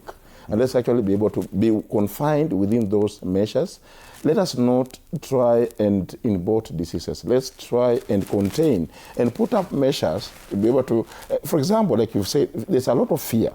Kenyans do not understand, like even others, I can see them on TV running away. They're actually fearing to answer questions because they seem not to understand what is this Ebola issue. There's a lot of risk information. We need to be identifying, to be able to equip a capacity, to tell Kenyans that these are the risks, these are what is supposed to be done, and not try to impose anything on them. Okay. Bill, for such a deal to go through, is there any involvement of health workers at any level, including the union or other structures that are involved to some level, to whatever level in public participation, just to understand and be ready for this? Because it seems like the executive, and this is led by a political individual, make a decision that will affect you as a health worker directly without your knowledge. Yeah, in fact, and that's why we are here.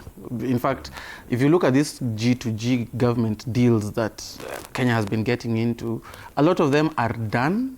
And then the government comes and tries to struggle to explain to people why we had to do it, what is in it, and at the end of the day, they never even are confident enough to just release the documents to the public. And this is not just even in the healthcare sector, even you've seen when it comes to the energy sector and so many other sectors. In fact, that's the order by the court that the government actually makes public. Release it, yeah, because I've just seen the president there huffing and puffing, trying to reinstill confidence, yet the easiest way to reinstill confidence that you are in a good mutual partnership is just put the document there for people to read. And the thing I'd want to understand is what is in it for Kenyans. Actually, if this facility was being built for by Americans for everybody, including Kenyans, then there's a bit of understanding, okay, I can see why we made this deal. But this facility is for Americans exclusively, the ones working in those mining companies in DRC. So I'm really struggling to see then what part of the deal then is for Kenyans. And as the president explains, you can actually see a clear misunderstanding of even what a quarantine facility is. He's naming hospitals, but Fred, quarantine is for people who have had contact with a potentially sick person. So if you notice, even with Americans, they've not picked a hospital. It's a field quarantine. You just need space to put people and monitor them in case they fall sick. When the president starts naming hospitals like Kenyatta Hospital, what is he saying? That if my wife is a driver and she came home yesterday sick, I go to Kenyatta, a hospital with other sick patients, and stay there as I'm being monitored. Quarantining, if you even remember with COVID, requires you to set up institutions where people can just be monitored. It's even not a hospital. That's why you can see there's a complete misunderstanding of what even a quarantine facility is. Once you fall sick, then you go to a hospital. And that's what the Dr. Oz, the American, was actually saying, that if an American then falls sick, we have the best facilities, we can even now treat them. But then a quarantine facility is just basically a holding area. So how does the president go listing hospitals as holding areas? These hospitals are full. Kenyatta Hospital is full to capacity. So if you list it as a quarantine facility, we should be seeing Kenyatta Hospital being depopulated so that we can say floor 6, 7, and 8 are purely empty in case there's someone who needs to be quarantined there. So you can see a complete misunderstanding and lack of involvement of healthcare personnel and experts in the field. All right. We also have the WHO boss, Ghebreyesus, and Theodoros Ghebreyesus, and this is what he had to say with regard to how much support Africa needs in as far as setting up the structures to handle Ebola.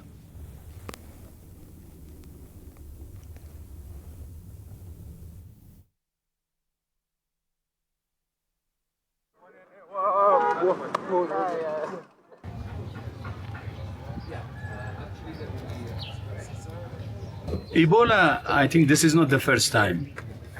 There were outbreaks in the past, and you managed to stop them. Even the 2018, 2020, when the epicenter was in North Kivu, of course, Ituri was affected to some extent, but you stopped it. So you can stop this one as well. So we're hopeful.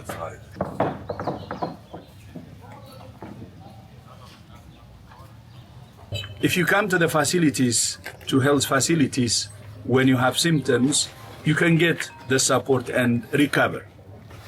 So the key is to come forward as early as possible and to get the necessary support. Through that, you can recover. So we can stop this Ebola.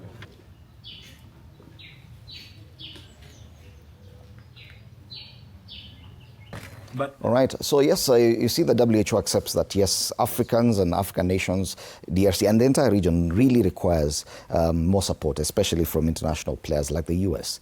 So government justification could be that, yes, we do need this kind of support. But when it comes to support, what level of support do we require as a country that we don't have now? Yeah. I think we also, before we go to the international support, we also look at our domestic sources. Do we really need this support? You know, I think we react so much. We don't become proactive. We do a lot of reactionary, like what we are doing. I see a lot of reactionary in the way things are actually being done. Looking even at our parliament, even our budget estimates to health, do we really give health the required share? You know, it has to begin with you, Indimuli. If I visit you, you also need to show that seriousness from your end. So the government need to begin with itself, evaluate itself, and maybe say, for example, in the budget we're actually doing this. Then after this, we're actually going to reach out to the international community for other support, because the support that actually the government is supposed to be asking for is what is actually not within the reach. But you see, you sit down, you say you're a government, you need support, but you're not doing anything at your backyard, you're not doing anything to even to support yourself. I think, and where I see it is that we need to prioritize health. And the way Dr. Aria said, we really need to know what is actually which is which. If you're talking about quarantine, if you're talking about, we need to understand what is this we're talking about. The president doesn't seem to understand what a quarantine is, in my own perspective, because looking at the way he's trying to explain, in my own perspective, he doesn't seem to understand what a quarantine facility is about. The Americans seem to understand that. If they were to help us setting up quarantine facilities available to the locals, would that be a welcome input? It's a welcome input. We have no problem as healthcare workers. In fact, we need more of those kind of engagements and deals. And they should actually be very open, the way my brother is saying. There should not be cards under the table. As healthcare providers, we need also to be informed as unions and also as leaders in this country. There should never be cards under the table. Those such a deals are actually, well, so long as the deal is actually there to meant to address certain interventions, be it public health or medical or whichever, that deal should not actually be very private. And that's what even the court was actually very clear, saying that, can you make this deal public? So that we can be able also to know, as consumers of this information, the consumers of this thing, what's actually happening in this deal. We need to know what is our end of part of bargain. So such deals are good, so long as they are addressing a particular problem. All right.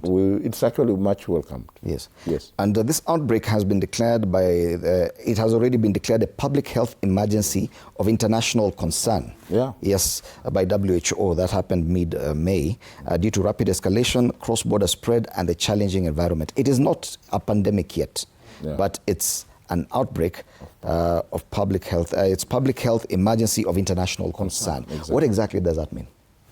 And actually, I like the fact that you've clarified what that is. Yeah. So, as what Katibu will tell you, when you have a disease that now even goes beyond the individual sick people and it becomes a public health emergency, then you look at the level of spread and the level of the geographical area within which it is happening. Once it starts getting cross-border, that's when now WHO has categorization levels, and then it declares it as a public health emergency of international concern, meaning people with this issue are traveling, they are spreading, and cases are being reported in different places. So once you have that categorization, it doesn't mean it's a pandemic yet. A pandemic becomes when now the spread and the cases and the sickness and different people are, it's like where COVID was. Now COVID was a pandemic. So this is just a technical classification for you to kick in protocols that you know how to. What kind of protocols should kick in in such a case? Is it, does it include banning flights from the DRC? In our case here, are those the kind of protocols we expect? Yeah, so now the kind of protocols once it becomes there is things like cross-border screening, contact tracing, countries now being a bit, giving advisories around travel and those kind of concerns. I think issues around banning travel then now becomes cross-country, individual countries make decisions around it. And that's why you can see, for example, with Americans, they're saying, essentially, if you're from the DRC, you can't come here. So, and because also Uganda is infected, go to the next. In fact, the doctor, the American doctor said, there, if you get sick, I want the operation theater to be next to you. That's why they're bringing them to Kenya. So that's an American government decision. And I think what we are not seeing is a Kenyan government decision. I think that's what, actually at the heart of what is problematic about this is we are not discussing a Kenyan-made solution for Kenyans. We're only discussing bringing a solution for Americans that now interferes with Kenya. Are you aware of any opportunity that has existed in the recent past for healthcare providers to actually engage the government in as far as containment of this outbreak? I think with Ebola, if it wasn't even for the American to bring this to light, you would not even be aware. It was an international news story. The same way we read issues happening in different countries and you empathize and you really get concerned. But in terms of a practical logistical preparation, engagement with government, there was really nothing there. In fact, right now is when they're starting to say, oh, at JKIA, this is the particular gate for people coming from Ebola. That wasn't there. In fact, and that's what shows you the disingenuous nature of what they're trying to do, that they're now running behind and trying to make this deal look like it has any benefits for Kenyans. In fact, the worst thing about this deal, and that's the saddest thing, is it's hard to point out what is in it for Kenyans. Because as much as it's part of a larger deal that also includes the digital health and data exchange. So if you tell me you signed a deal on my behalf, start by even saying what is in it for me. Because if they say the American government is going to hire 2,000 more healthcare workers to help us with our pandemic preparedness, someone can say, okay, fine. Then the price of that comes with setting up a quarantine facility for them. Probably is worth it. Yeah, but no, there's none of that. So why would we even accept that as a good question? What is in it for Kenyans? Why are we allowing the Americans to set up a quarantine base here? And that's the question. If at all someone can answer it, what is in it in this deal for Kenyans? All right, and we continue sampling some of the views of our viewers and those on the streets of different towns and counties. Our reporter Mike Chalo in Nakuru is also ready for that. Good morning, Mike. What are people saying in Nakuru with regard to this debate around the Ebola and setting up of a quarantine facility on Kenyan soil?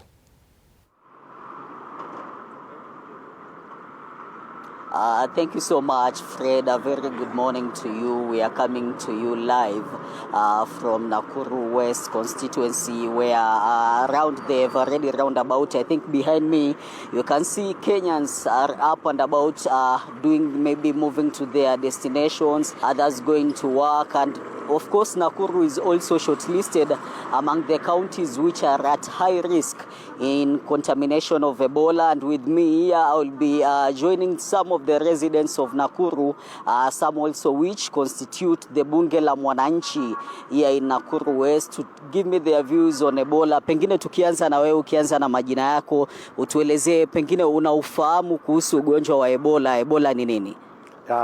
Kwa majina naitwa Sande Kakai, mkaaji wa Kaptembwa, Nakuru West.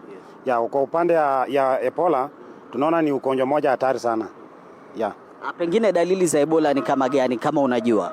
Dalili za Ebola ni kuendesha na kutoa damu katika sehemu zote za mwili. Pengine Wakenya wanafaa wafanye nini, ukianza na jina lako, ili kuweza kuepuka ugonjwa wa Ebola?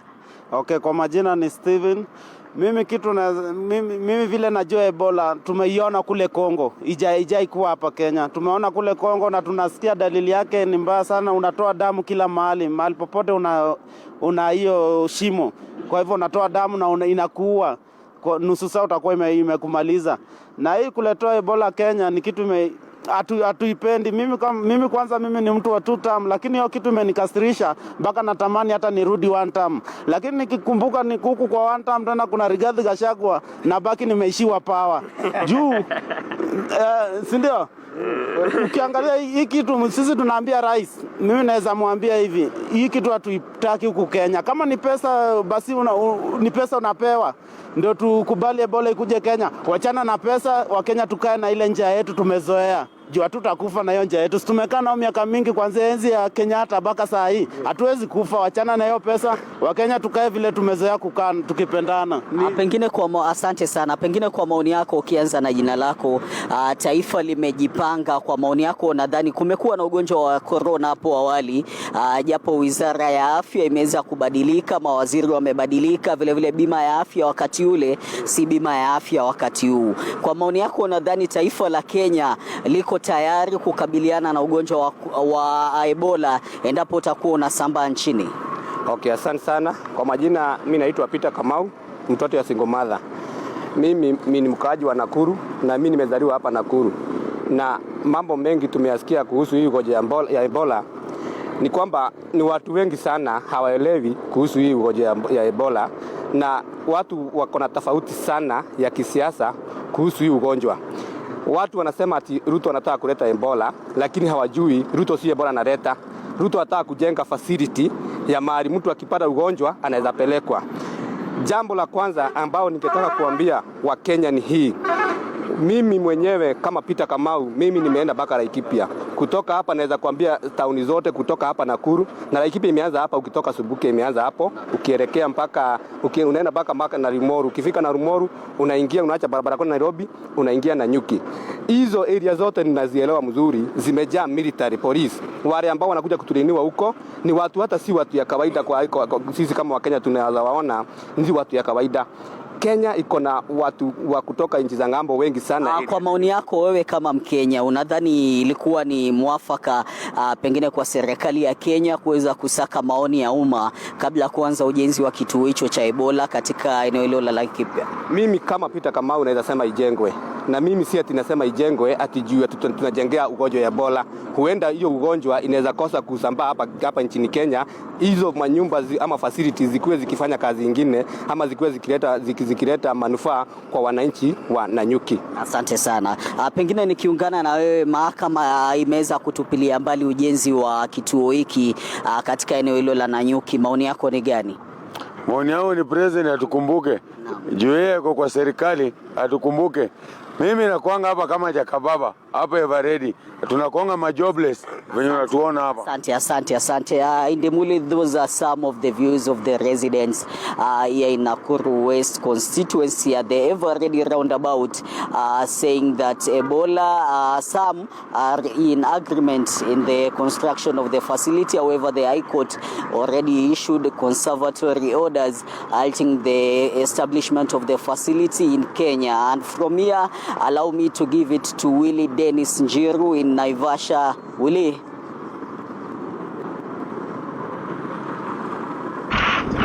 Thank you very much, my colleague on the other side of Nakuru County. We are coming to you live from Naivasha town here and I'm at the main bus stage here, and some of them have just retreated for other errands, but they will be joining us back here. And I have a gentleman here who can also make his contribution towards the same. Nieleze jina lako na utueleze mambo haya ya Ebola unayafahamu vipi? Majina ni Daniel Mtavi. Tumesikia Ebola imekuja humu Kenya.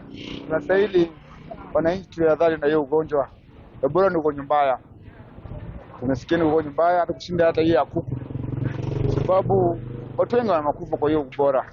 Mwaka jana tulikuwa na ugonjwa mwingine. Pia sasa hii naomba tu serikali tusaidie watu wetu wenye wako nje ama nini, wakao panduko tusaidie wasirudi leo panduko na ugonjwa huko Kenya. Sisi tunapenda nchi yetu, tunadhari watu wetu. Wenye wako panduko nje wakao nayo panduko Kenya, tudhari na hiyo ugonjwa. Asante. Wakenya wamekuwa na mtazamo kwamba mahali kuna ugonjwa hospitali ingejengwa huko. Sijui wewe una maoni gani kuhusiana na hilo? Maoni yangu ni kama wabora kwa hiyo ifanye kazi juu tukipata hiyo ugonjwa hapa ifanye kazi. Tunataka tu wananchi tu tuadhari na hiyo ugonjwa. Hatuo mbali na hiyo ugonjwa. Acha tupate mwingine hapa. Ndugu, karibia hapa. Nieleze jina lako, swala hili la Ebola kujenga hospitali hapa nchini. Anza kwa majina. Mimi naitwa Mojere kutoka Naivasha. Naivasha tuombe serikali. Hii ugonjwa ni kitu mbaya sana.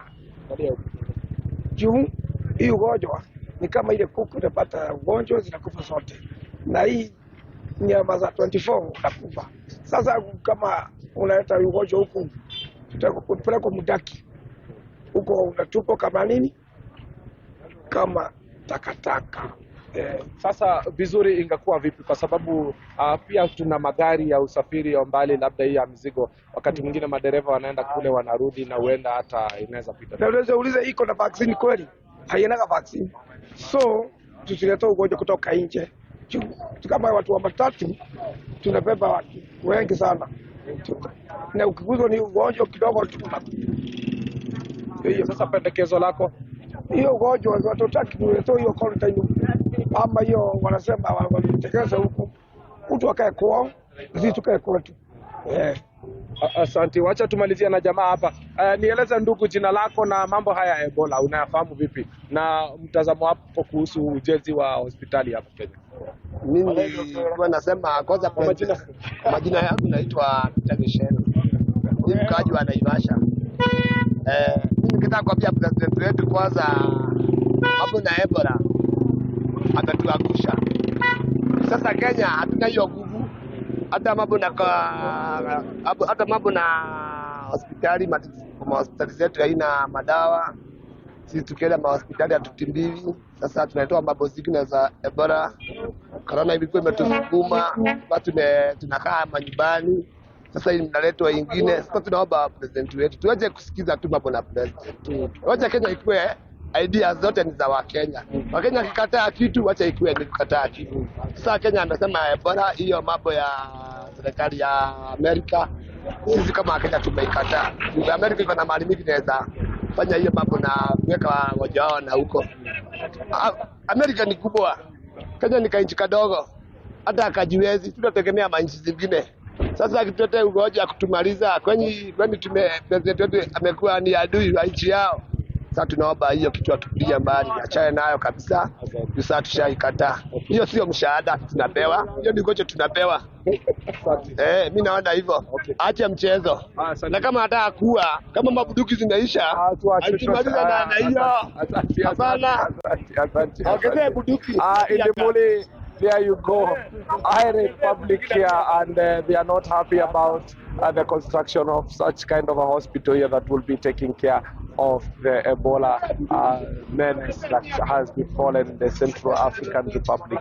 Back to you in our studios, at least for now. Later on, we will be heading to the court to find out what is going on there. In the morning. Thank you so much, Willie Dennis Njiru and Mike Chalo, both from Nakuru County. Michael came to us earlier from Nakuru Town, and Willie Dennis Njiru from Naivasha Town. And just sampling some of the views and even just gauging the level of understanding and comprehension of what kind of risk we have, as we are facing as Kenyans. And as we make our final comments, because I can see we have about 10 minutes or so. Yes. this level of understanding should have been communicated better. Yes. Public health and the necessity for communicating to the community on the risks. Do you feel that the government is missing an opportunity here? My understanding is that the information is in the hands of the wrong people. We need to utilize our systems, the public health infrastructure, the public health officers, the healthcare workers that are actually down there, the people who have the mandate to be able to drive the entire process of communication. And imagine the all of this issue, the challenge has always been with the communication. You might have a good thing, but then the way you communicate, the way you put it outside there, it's also perceived differently. I wish the Minister of Health could repackage the way it communicates its information to the Kenyans. That would be the best way out of it. And then number two, let's try and reimagine how we're going to handle health in this country. Let's reimagine how we're going to deal with Ebola. Let's reimagine how we're going to deal with malaria, cholera, and other things, because really these are the things actually affecting us as a nation. Let's not go into the deals in the name of trying to secure something that's actually not there for the people of Kenya. Going by seeing what's actually happening there, it tells you that people are not happy, because first of all, any deal in the mood, you have to do public participation. People need to be involved. Healthcare workers, Kenyans, need to know, for example, this deal that's coming out, there should be a level of public participation. People need to buy into the idea. When you are rolling it out, you also need to roll it out in a way that it should look all inclusive. But if you just have a one way of doing it and you are coming in and then forcing it to the people, then that backlash will expect it to come, because people were not involved from the word go. And that's why even KMPDU and I even asked careful, we asked saying the deal should actually be made public, and we also need to have the courts respected in this country. I think the president also need to respect the court system, because the courts have actually pronounced themselves on this matter. And my view would have been is that let's sit down, look at the areas that we need to improve, correct the messes, then let's come up, repackage it all again, bring it to the Kenyans, then see what can be done. Otherwise, with this hullabaloo of trying to repackage something look better when it's not actually good, to me, it's not going to actually be able to work for us. All right, but there was a few years back, I think a year or two ago, there was this rollout of community health volunteers. Yes. And their role in such a scenario. Do you think the government is making good use of these people? In my view, the community health volunteer, what we call the community health promoters, they're supposed to be the link persons to the health facilities. To me, they're being more of being politically used. But to me, the real issues are the healthcare workers. Let us make sure that we have the right healthcare workers to do the right job.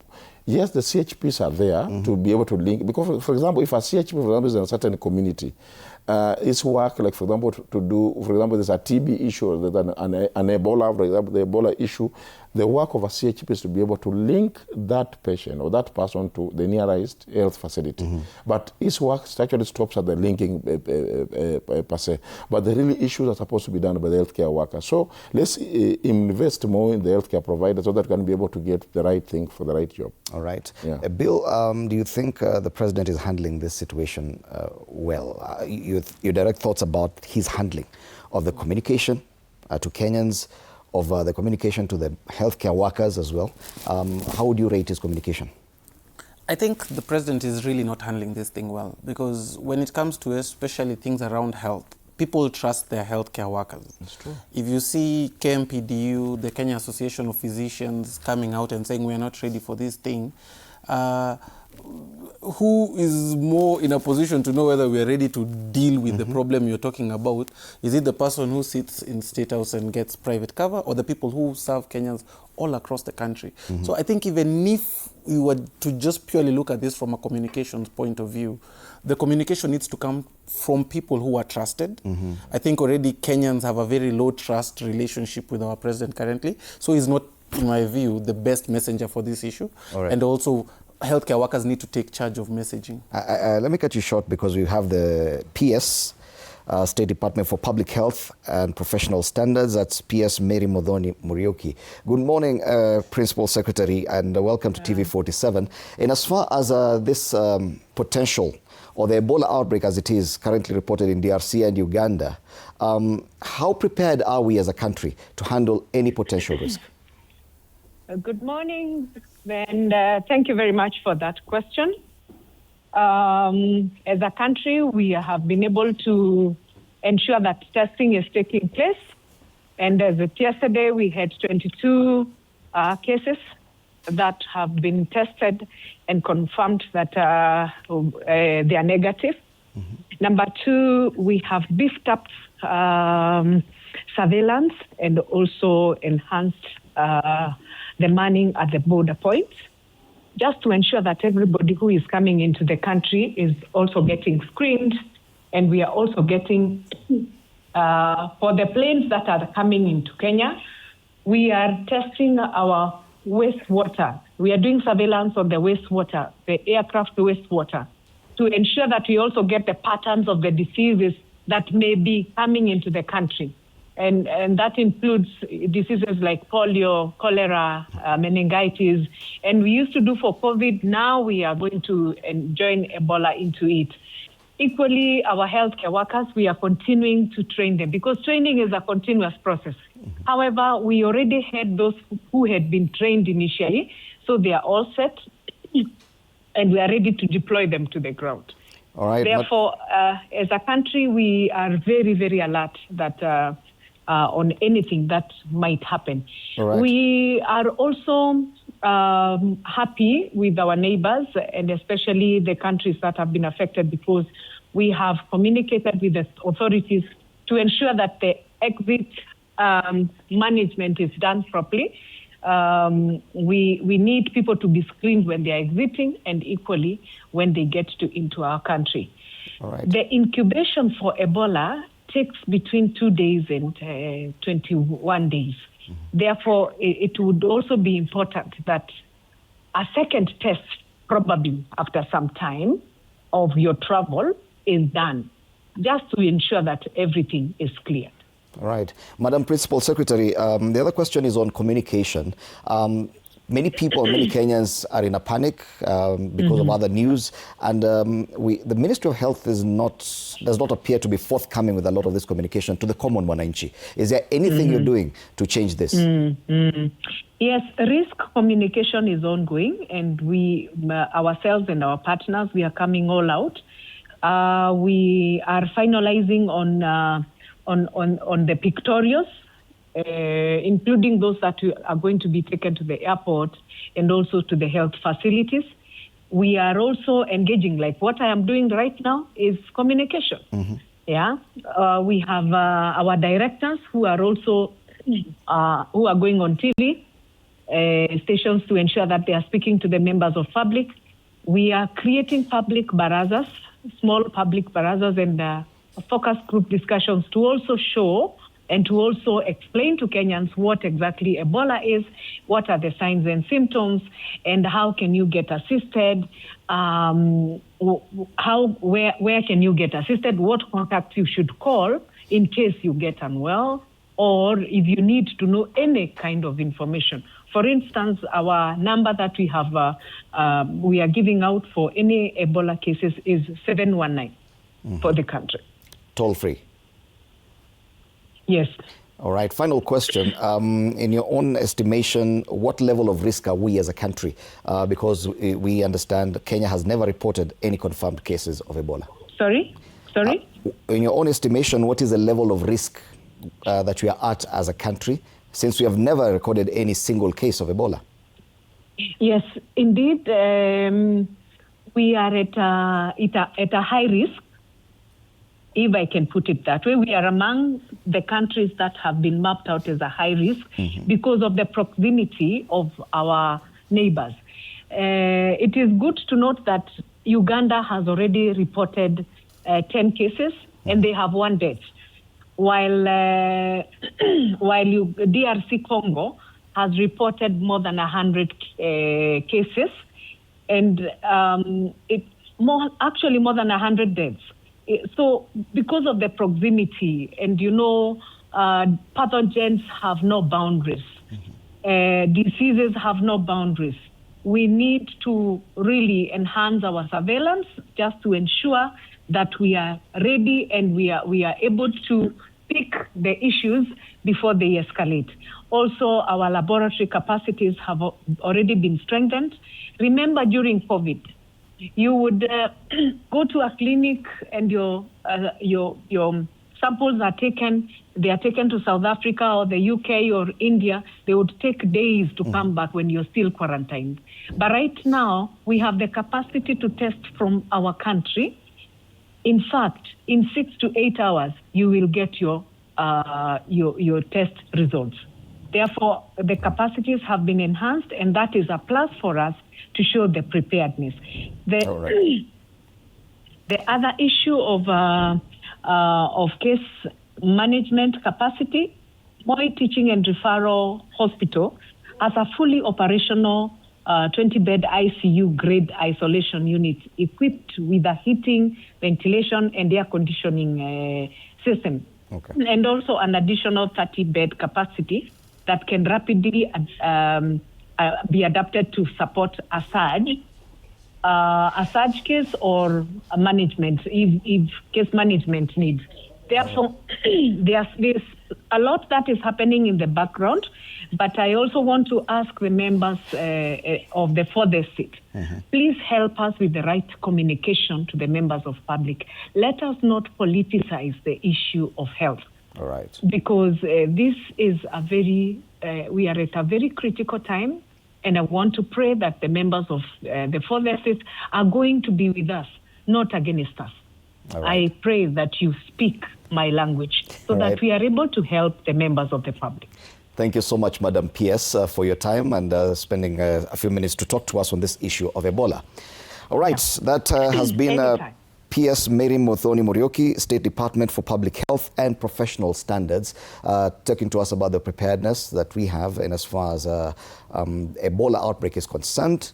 And that's what we've been talking about here. I cut you short, so probably you may want to react to what the PS has said briefly with regard to preparedness, Bill, as we wrap up the show. Yeah, no, I'm happy that even we got a chance to hear from the Principal Secretary, because as we were saying about communication, these are the platforms they should be on. And you really need to communicate to healthcare workers primarily, because those are the people who you need to execute whatever you're saying. So if we do not believe in what you're trying to accomplish, that's where you really cannot carry out any program unless the executors also believe in. So even to the Principal Secretary, I'd just say engage healthcare workers, engage the unions, engage, because they're the ones who will carry your message far and beyond anything you can do on daytime television. All right.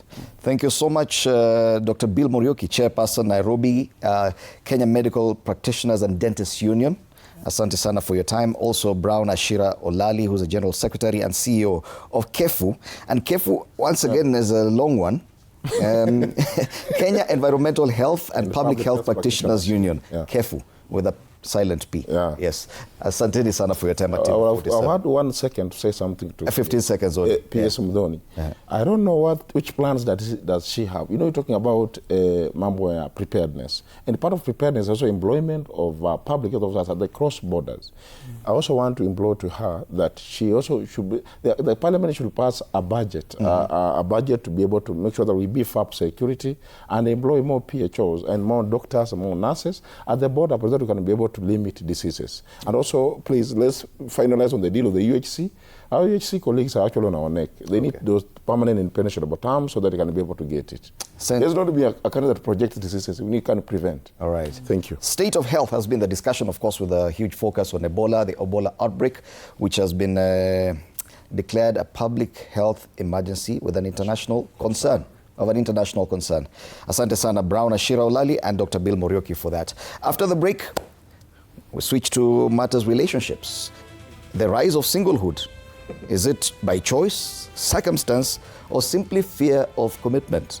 Yeah, that is what Arno Dida and a panel of young Kenyans will be discussing after the break. My name is Freddie Ndimuli. Good morning.